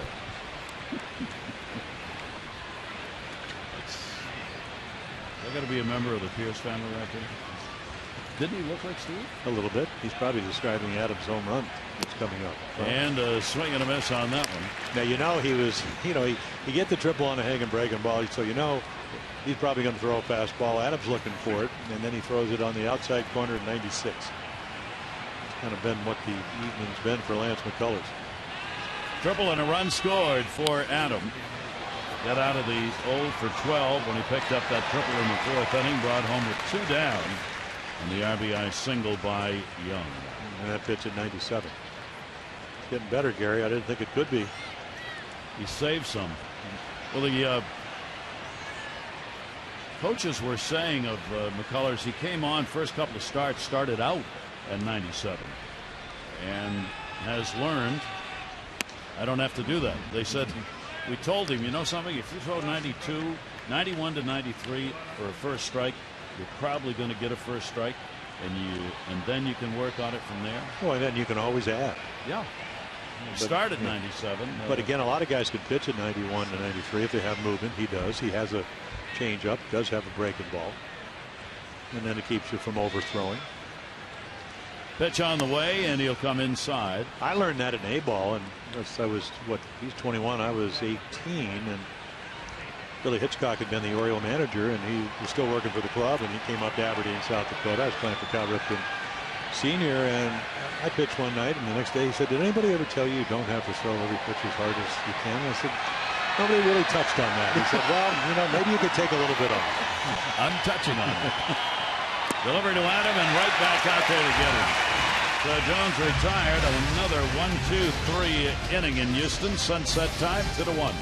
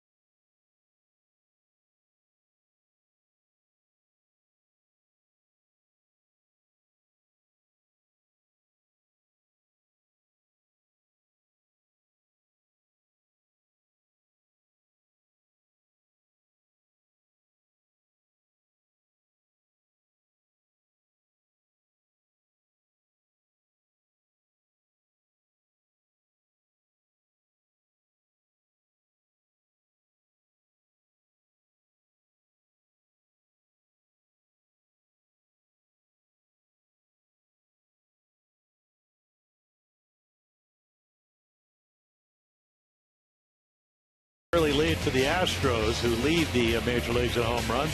Home run number 8 for Chris Carter, 1-0. And then here come the Orioles, triple by Adam Jones, and then with 2 outs, Delman Young ties it up 1-1. And then here comes Chris Carter, home run number 10 off the train in left center field, 2-1 lead. Those are our Geico game highlights. 15 minutes could save you 15% or more on car insurance. Visit geico.com for a free rate quote. again tomorrow for the final game of the 4-game set. It is a day game, remember. 1:30 O's extra, 2 o'clock for the ball game. Wei-Yin Chen, Dallas Keuchel are the scheduled starters. Wei-Yin at 1-4, Keuchel 7-1 with a 1.76 ERA. Marisnik will lead it off. Number 9 hitter, strikeout victim. Gonzalez has got 6 Ks, 8, a new career high recorded by McCullers so far. Top of the order, Springer, then Altuve to follow. Each team has put 3 hits up on the board so far. Marisnik 0 for 5 in the series and will take the pitch inside. He's still looking for his first hit against the Orioles this year. He's got the 0 for now at 0 for 10 against Oriole pitching. Gonzalez delivers to him, hit hard and foul outside of third. Gonzalez gets ahead of him, 1-2. In the bottom of the 6th at 75 pitches. Pretty good number for him, but Showalter looking for that deep outing here from Miguel Gonzalez and for that offense to get going. And a swing and a miss set him up. Yep, you get it, maybe one pitch to hit. He pulls it foul and then lights out. Fabulous slider down and away. I mean, it's really only been 2 mistakes tonight. In fact, the last 3 runs that Miguel Gonzalez has given up have been home runs. 2 tonight on fastballs to Carter. They just throw it for the outside corner. With 2 strikes, don't have to throw it for a strike, and Marisnik chases it. Miguel has a season high this year of 10 strikeouts came against the Yankees. It's also his career high. He's got 7 in this ball game, including 2 in a row. Springer with a big cut. He has had a single, 1 for 2, 4-game hit streak for George Springer, the right fielder. Leadoff batter goes right after the same pitch. Well, if you can make your pitches, and Miguel Gonzalez can do that, you can get a lot of these guys out because they're young hitters, they're fastball hitters, and they're back-to-back sliders. And not only were they sliders, they were perfectly thrown. There's another one down out of the zone. In the strikeout department, offensively, for this Houston team, they have struck out more than any other team in the American League. The Orioles are 11th in striking out. You get some strange number combinations for this Houston ball club in particular offensively. Pitch on the way will just miss, framed a little bit by Clevenger. Yeah, the Oakland money ball was, it's all right to strike out because you don't hit into double plays. And of course, if you hit home runs and you have a high on base percentage, which they don't have, they didn't steal bases. Houston can. Delivery on the way, and that one is tic-tac towards that scoreboard. And goodbye home run. That's the short wall. And that's how Houston's doing it with those weird numbers. They're leading everybody in home runs. There's their 3rd of the ball game, accounting for all 3 of their runs. Yeah, this is the same kid that hit 7 home runs in 7 games last May. So if you're going to hang a slider, not a good guy to do it to. He airs it out. He got to strike 2 and just gets under it. It's flat. It's a hit-me slider, and that's exactly what he does. And again, there's the short port you were talking about. Funny about Houston, they score about a run and a half more on the road, and A.J. Hinch, the manager, said one of the reasons is sometimes we do exactly what Springer did. We try to hook balls instead of using the whole field. That time it worked. Well, that's number 8 for Springer on the year, and his 19th RBI, and it's now a 3-1 ball game. 3 home runs surrendered by Gonzalez. That one will go to center. Jones on Altuve will make the catch for the 2nd out. This copyrighted telecast presented by authority of the Orioles may not be reproduced or retransmitted in any form, and the accounts and descriptions of this game may not be disseminated without the express written consent of the Orioles. A little summertime man-made shower. And Springer got the same thing. There's your major league average, and there's the hit speed on the hanging slide ball that got out of here in a hurry. First game this season where Gonzalez has surrendered 3 home runs. He gave up 2 against Boston, 2 against Seattle. Those were the previous high home runs allowed games. Tucker up. He has hit into a double play, and he has struck out. 2 down, nobody on.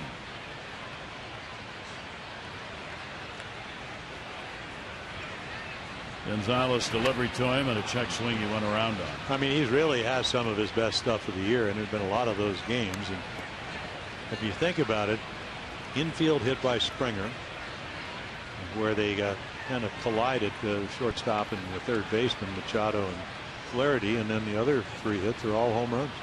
It's one of those nights. Pitch on the way, and that'll be up high. Overall, you look at Houston, they have the 14th next to lowest average batting average, yet they are 4th in runs. Now come because they hit all those home runs, and in total bases they are 3rd. A lot of extra base hits as well. That one's going to be swung out and missed, and that'll be strikeout number 8 for Gonzalez, but another homer, this one by Springer, and it's a 3-1 Houston lead.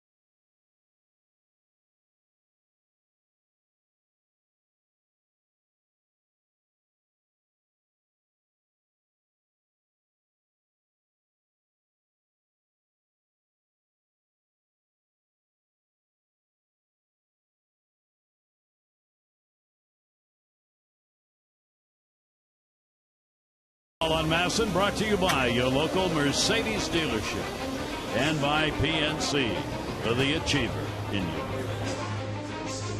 Wow. She put 2 or 3. She put 2 or 3 in there. 3. Mercy.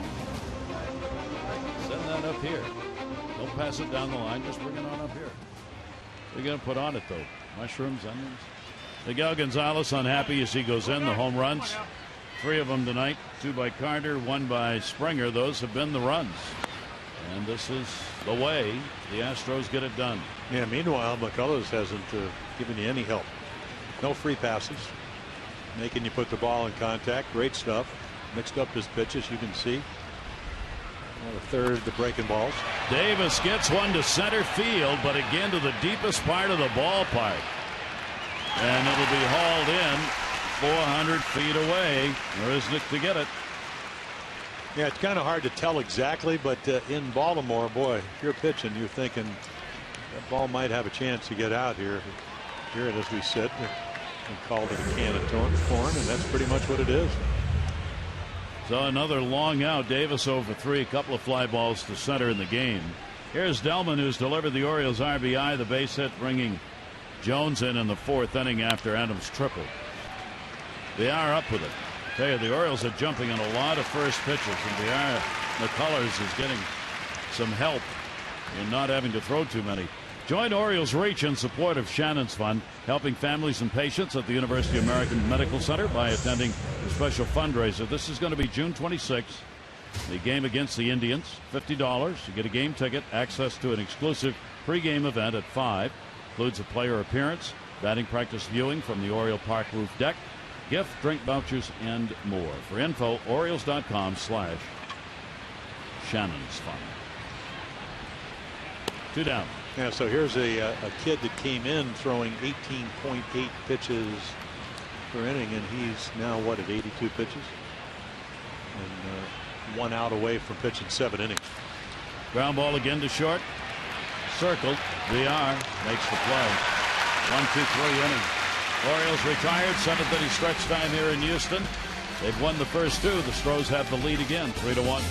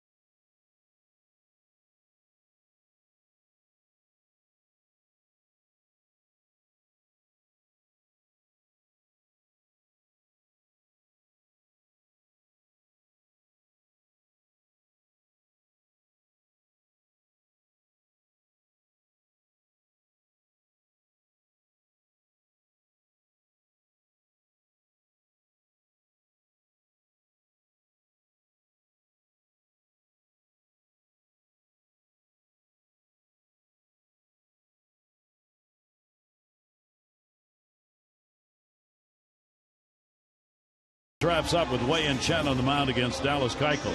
Our coverage on MASN at 1:30. O's Extra presented by Jeep, followed by our game coverage at 2. All the access you need right here on MASN. And again, Keuchel, April-May American League pitcher of the month. The one loss, the Orioles gave it to him. A couple of 2-run home runs. And then Wei and Chen pitching better than his numbers. Again, very low whip, not as low as Keuchel, so they will be the favorites. But Chen certainly capable of pitching well. Again, the difference between this year and last year, the runs scored when he pitches. Last year got over 5.5 runs a game.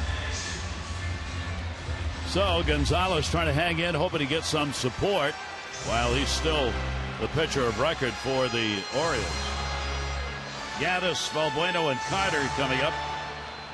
4, 5, 6 in the lineup. Evan Gaddis, 9-game hit streak has not been extended with the 0 for 2 he's had in the ball game. Still 3 for 10 with a homer in this 3-game set. And Gaddis will take the first pitch away for a ball. Now you want to keep it right where you can get a guy on and somebody can hit one and you can tie it up. And so that's what he'll try to get through this inning unscathed. And for the pitch count for him, still reasonable at 88. And he'll go after it, foul it back into the screen. Gaddis is coming into this game, was hitting .421 against the Orioles. He's now 8 for 21, 2 home runs, and 7 RBIs this year against the O's. This is game number 6. Yeah, he's got 5 in this series, 5 RBIs. And Evan Gaddis got jammed, fouls it back. Yeah, that's the ability to move the ball in and out. He goes away, he hacks it when he gets behind him, and then he comes up and in. That ball was way inside, and he still tried to hit it. Very aggressive hitter. So now you have the count in your favor. You want to do what you couldn't do to George Springer, throw him a breaking ball down and away, and maybe they're going to go up. They did, and it's foul back again. Gaddis is a DH. We talk about numbers. Take a look from the 7th inning on how effective Gonzalez has been. Yeah, well, he can pitch, and he's kind of like the old day pitcher where when you get to the 6th or 7th inning, your manager says don't be looking in here, you can get him out 3-4 different kinds of ways, and he can do that. And that's great. He's got a 4-pitch mix that plays well even 3-4 times through the lineup. We're talking about the modern day ball player. Gaddis is one of those. Here's a guy as the DH. His average is the 5th lowest in the league. He is 1st in home runs and 2nd in RBIs for DHs. And the 5th lowest DH average. And a ground ball to short. Flaherty backhands it.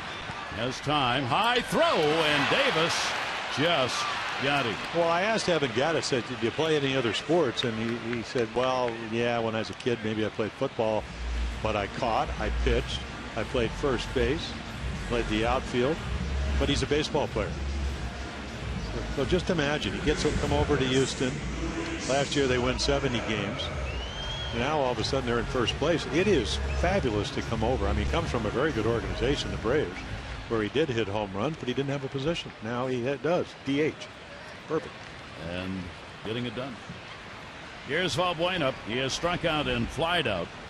Luis Valbuena, third baseman, will take the pitch. And that is going to be in there for a strike. Tommy Hunter is in the bullpen for the Orioles. Remember, T.J. McFarland, left-hander, is also out there with Oliver being sent down today. And the Orioles adding the left-hander to the bullpen. Oliver Drake back to the Tides.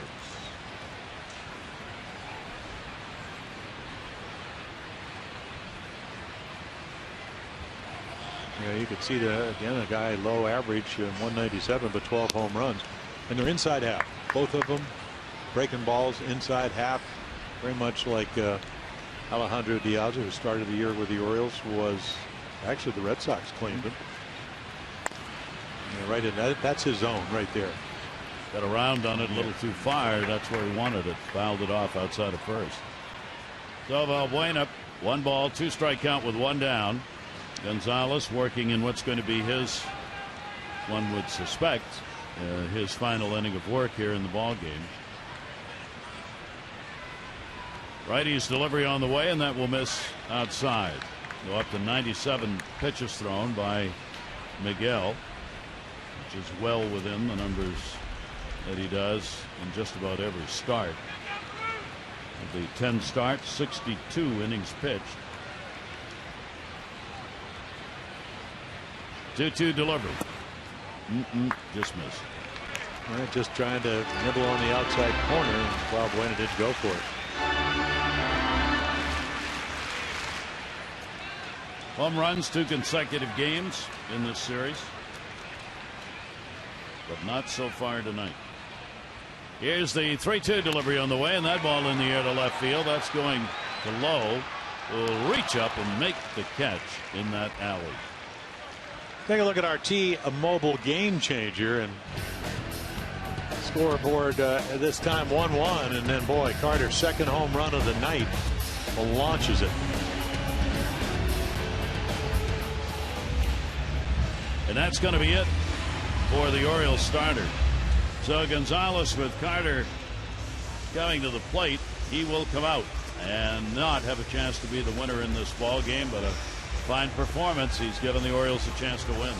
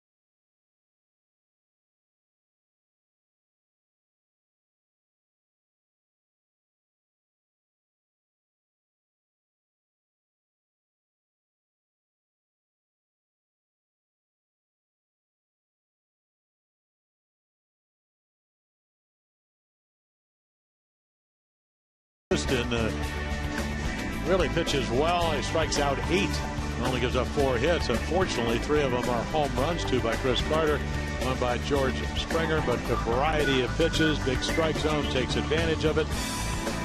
And again, run support not where the Orioles would certainly like it, up and down the ladder.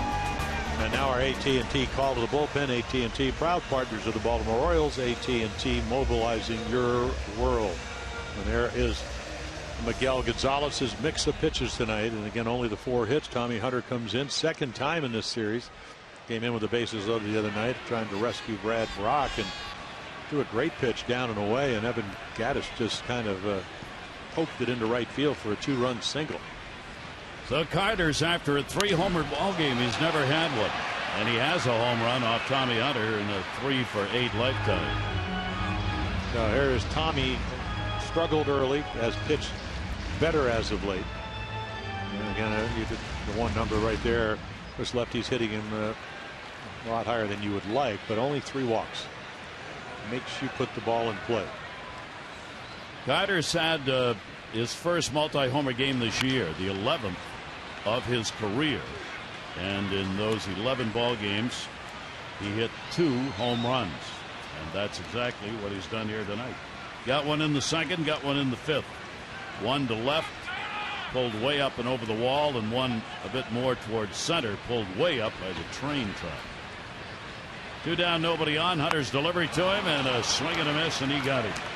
So Tommy Hunter comes on, gets the strikeout, a 1-2-3 inning, and we've completed 7. It's 3-1.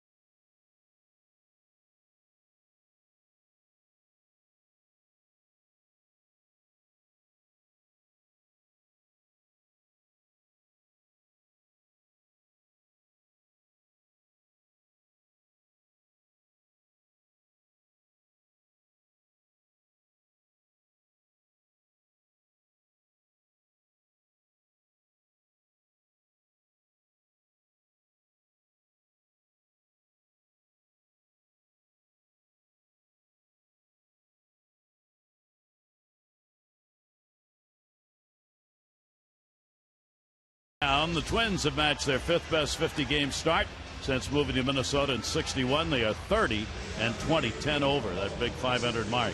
Red Sox owner John Henry saying, John Farrell manager, Ben Cherington GM, their jobs are not in jeopardy.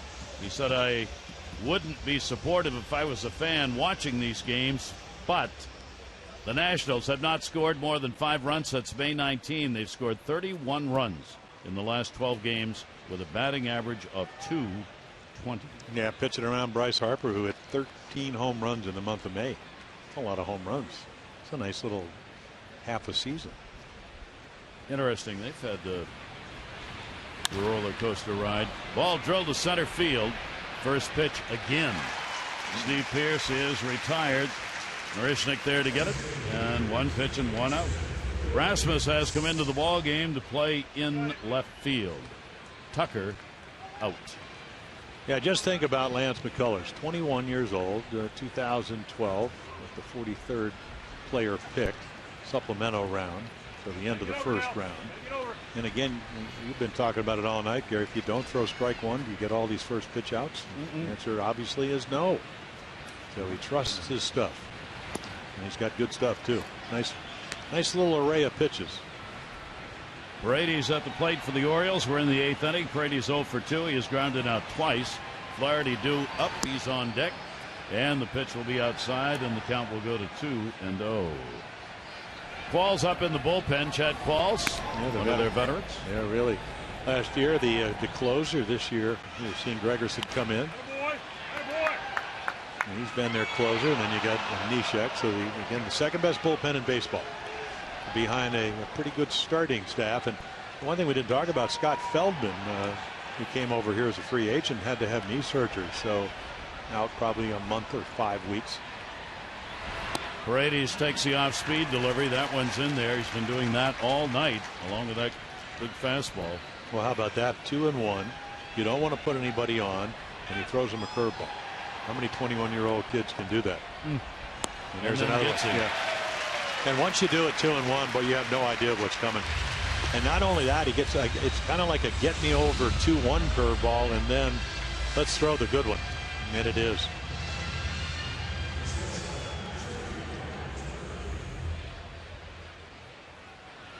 So he's up to 9 strikeouts in the ball game. 2 down here in the 8th inning. Ryan Flaherty, one of those Ks. 0 for 2. He is also grounded out.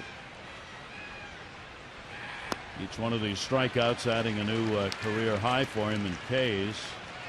Again, this is only the 4th start that he's made here in the majors.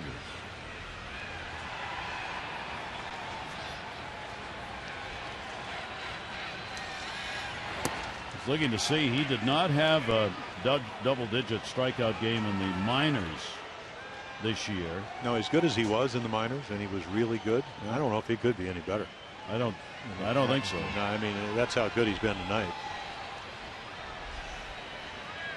He's had 9 strikeouts in minor league games twice in his career. Swing and a miss. He's got 9 strikeouts in this one.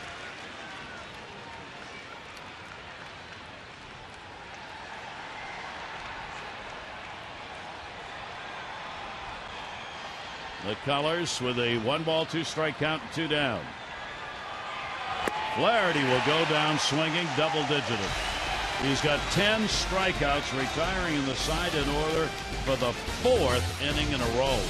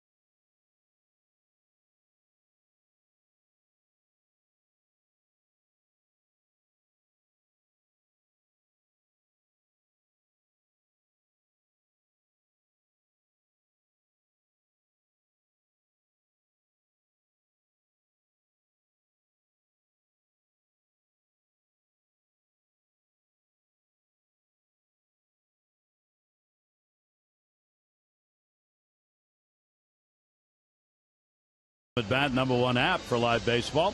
At Bat, up to the moment, at any moment. In-game highlights, live look-ins, replays, and a whole lot more. Get MLB.com at Bat for your smartphone or tablet. The Orioles still waiting for that night where the offense comes alive. It's not been there so far in this ball game, and 8 innings have gone by as they trail 3-1. Yeah, they'd like to just put it all together. I mean, they hit 4 home runs on Sunday, score 5 runs, but give up 9.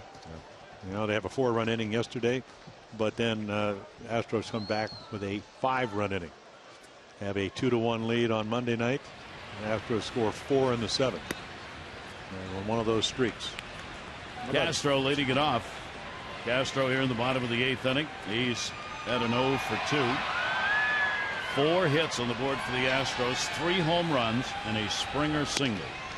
Carter's got 2 home runs. Springer's got a homer and a base hit. That's it. The Orioles have only 3.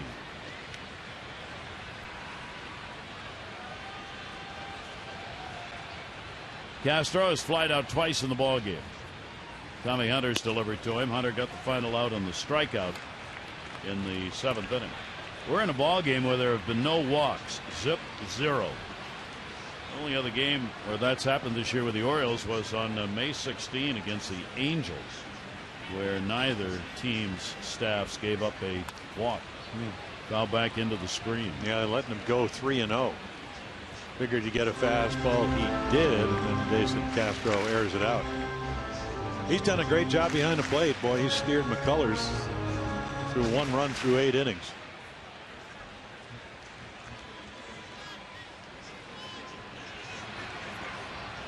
A 3-1 lead for the Astros. Tommy Hunter's delivery to him and a swing and a miss. Remember Lance McCullers, who pitched for the Cardinals? Well, he pitched with a number of teams. I went to the sage of scouts, Gordon Lakey, who's been around forever. Yeah. He says, I can't quite recall him. Really? Yeah. I remember Lance McCullers. Well, he was a hard throwing right-hander, right? Hard, yeah. And I remember him with the Cardinals. Fouled off. Interesting that there would be, you don't get many retakes on names at the major league level, and I don't think this Lance McCullers is any relation to the other pitcher. Is he? I thought he was the son of Lance McCullers. Is he? Yeah. That's what I was wondering. Well, he's pitching like his dad. Because his bio didn't have anything about his dad in there. You may well be right. Foul back again. And I could be equally as wrong. Well, I don't know. I mean, I looked at his bio because I wanted to see if indeed his dad was Lance McCullers, the former major league pitcher. We'll let you know, ladies and gentlemen. The problem is not in your set, neither is it here at our studio. So that is his dad. Wow. That's they played great. with the Padres, the Yankees, the Tigers, and the Rangers. And the Rangers. Fouled off and out of play. And to tell you how old I am, he's only 51. And his son is 30 years younger. That's great. So actually, we're looking at Lance McCullers Jr. Yep. Even though Well, he probably goes different middle name. Yeah. 21 years old. That's great. You know, the second Lance McCullers that hitters have to deal with. That is fouled off. Count remains 3 balls and 2 strikes. Jason Castro leading off the bottom of the 8th inning. This is going to be the 10th pitch of this at bat. Tommy fell behind and then had the green light on the 3-0 pitch, and now 3-2 again and again and again. Full count delivery to him. Tommy wins the battle. Hunter gets the strikeout. Well, we told you when he came in, he doesn't walk a whole lot of guys, so 3-0 is not where he wanted to be, but throws another strike, and then right here comes back after 4 foul balls, throws it right by him. Because you know what they're trying to do, and the Orioles are on their way to 96 wins. They were so adept last year to add runs, and the Astros want to do the same thing. Make it easier whoever pitches the 9th inning. It looks like it's going to be McCullers. They are, and that is a strike. The shortstop has struck out twice. Bottom of the order here, VR, Marishnik 8 and 9. Both have struck out twice in the ballgame. But the fact we're in the 8th inning and they're only getting the 3rd plate appearance tells you how efficient Gonzalez was in this game with the 3 runs, 4 hits over 6 2/3. And McCullers equally so. The Orioles, going to the 9th inning, will be starting their 4th time to the plate in the game.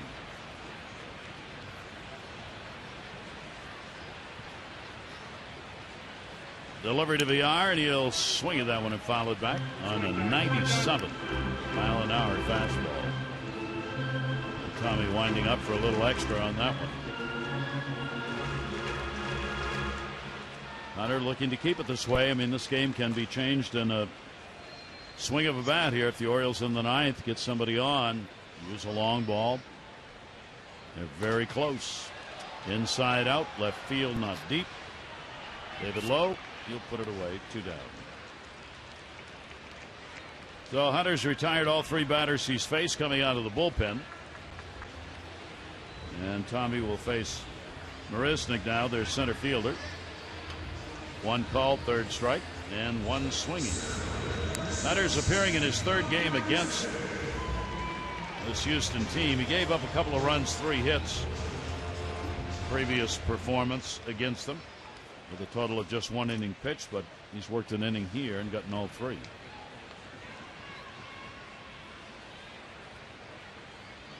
Delivery is a little bit high. The off-speed pitch for a ball. Jake Marisnik, some home run power, 3 of them. More speed than power.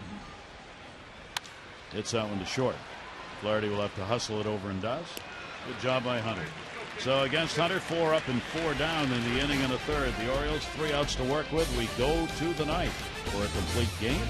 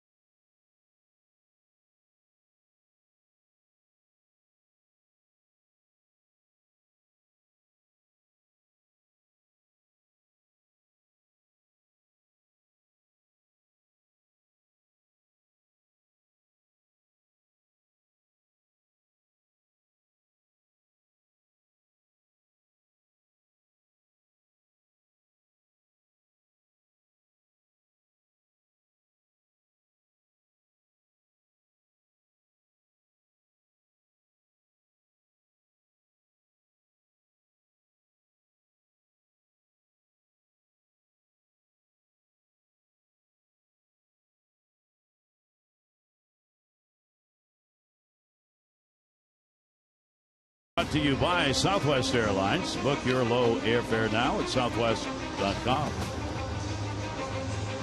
Beautiful evening here in Houston. A 3-1 lead, though. The Astros trying to pick up their 3rd win in 3 games against the Orioles. The Orioles facing their 5th consecutive loss. And McCullers has gone the distance. No walks and 10 strikeouts. Yeah, you look at the line score. If he would somehow get out of this inning unscathed or doesn't give up any hits, 9 innings, 3 hits, 1 run, no walks, and going into the 9th, 10 strikeouts. That's a nice That's little. pretty good. Yes. He has never had a complete game. Not at the minor league level and not here. This is 4th start in the majors. You know, all he has to do is walk his first batter, and the Orioles to be off to the races, and haven't got any help. They've had to earn everything. McCullers, pitch count up there. You rarely see this. Generally, if it's a save situation, which this is. Well, this will be old-time baseball where if you go out there with a 2-run lead, if a guy gets on, you're gone. Yeah. They never want you to lose a ball game or even tie a game, get a no decision. And again, this bullpen is not something.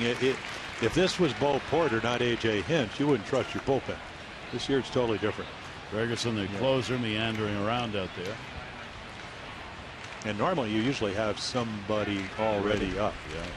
So maybe I don't see him throwing, but maybe. Machado's 0 for 3 in the ball game. The delivery will miss outside. See, I'm not really sure about that. I think to throw a 2-1 curveball, he's been able to get it over. But I think you almost have to force him to swing the bat there. Machado will pop it up. Third base side. Valbuena. 1 out. See, and there he comes back with a heater and he pops it up. I'm not really sure, folks, he can get any better than tonight. I mean, really, you can't pitch. 1 hanging slider and then a chalk line by Elman Young on 2 strikes up and away. I mean, that's been the offense for the Orioles. Adam Jones with the triple, the deep left center. Gotta get over now. Gotta get over. Houston has 2 complete games, and Keuchel, who pitch tomorrow, has both of them. Yeah, he had 5 last year. Should be some 4th game here for the youngster, and he's going to get a comebacker by David Lowe and get the out. That took a little off. You thought it might be high, but Carter a large target over at first. So McCullers on the verge of his first professional complete game. 2 down, nobody on, 9th inning. Jones, the triple and the run scored in the 4th on the 2-out single by Delman Young. Jim was talking about. Yeah, Balbuena looking into the dugout. We've seen Adam Jones, especially with Chris Davis on deck, bunt, and they're going to actually take the bunt away. He's going to, not play way in, but in enough where I think if you're Adam, you're not going to drop one down. 9th inning, 2 away. Jones will take the pitch outside for a ball. The other thing about Lance McCullers, he's got a very, very athletic windup. I mean, there you go. I mean, rhythmic, real good arm. We've seen 97 on a couple of occasions. That was 96. He's not one of those guys that actually starts from a stretch. I mean, it's kind of an old-fashioned. windup. Yeah, it really is. Got a little rock to it. Well, that's why you give you a windup, to get some momentum going to home plate. 1 ball, 1 strike count on Jones with 2 down. Foul back. Orioles down to their final strike. Somewhere his dad, and maybe right here in the ballpark, is watching this. His dad spent most of his career in the bullpen. Well, look at the command. I mean, what, 4 or 5 innings of 9 pitches or less, came in at 18.8 pitches per inning. That has not been the case tonight. His dad never had a complete game. Will his son get one right here? And up his dad by 1. Pitch will be taken up high on the heater, still up at 96. Largely about staying under control now and realizing you always get a man on. The potential tying run comes to the plate. Delivery to Jones, a breaking ball that he reached for and fouled off. Well, this is what Adams was talking about. He hit 400 in the month of April. He was hitting something like 320 with 2 strikes. He came in tonight at 241, which is about 70 points higher than the league average. But if you put the ball in play, we saw it with Marishnik starting the game, Springer starting the game, you give yourself a chance to get on. If you strike out, the game's over. So he's trying to cut his swing down, somehow make contact, and it has not been easy tonight. Here's the 2-2 delivery on the way, and that's going to be a base hit. And that's what the Orioles needed. So Adam Jones, 2 for 4 in the ball game, a triple and a single. And the Orioles will get the potential tying run to the plate. The bullpen is ready, and that will be it for McCullers. Yeah, really nice at bat by Adam Jones. Pretty special night for the kid that's going to get relieved too. Yep. Orioles get their 4th hit of the ball game, and Chris Davis is going to be coming to the plate with an opportunity to tie it. Now, he hasn't taken the ball away. He has not taken the ball away from his starter. And they're having a discussion. He's leading it. He's going to leave him in there. How about that? Wow. I mean, this is something we rarely see in this day and age. Well, it's not like you don't have alternatives, and you're right. I mean, this is old-fashioned baseball. Now, Chris Davis has hit 2 balls that if he had pulled would have been home runs. But McCullers earlier in the game has got him to hit it straight away. So fans on their feet here with 2 down, 9th inning. Orioles down by 2. Davis with the 0 for 3, 2 fly balls and a strikeout. Chris will take the pitch for a strike. 104th thrown by McCullers in the ball game. His 3 previous starts, he threw 93, 100, and 89. And now Carter will play behind Adam Jones at first to take away the hole. And let McCullers know that. Delivery on the way. Davis takes it. Just miss. I tell you, it's been an ample strike zone. That's every pitch thrown that's been close has been a call to strike till this one. And that could have been. Yeah. That was probably as good a strike as there's been all night. You just missed it. Davis, delivery to him. Chris will foul that one off the other way. And again, As was true with Jones at bat, the Orioles down to their final strike to work with. And the outfield, well, maybe not in left. Rasmus coming in defense, but everybody else really deep. Trying to cut off any potential double. They'll concede the run at first if it's only the second run. 1-2 delivery on the way, and that's the game. And McCullers has a complete game win in his 4th Major League start. So the Orioles here in the 9th inning, no runs, 1 hit, no errors, and 1 left on base. McCullers strikes out 11, giving up only the 4 hits, no walks, and 1 run.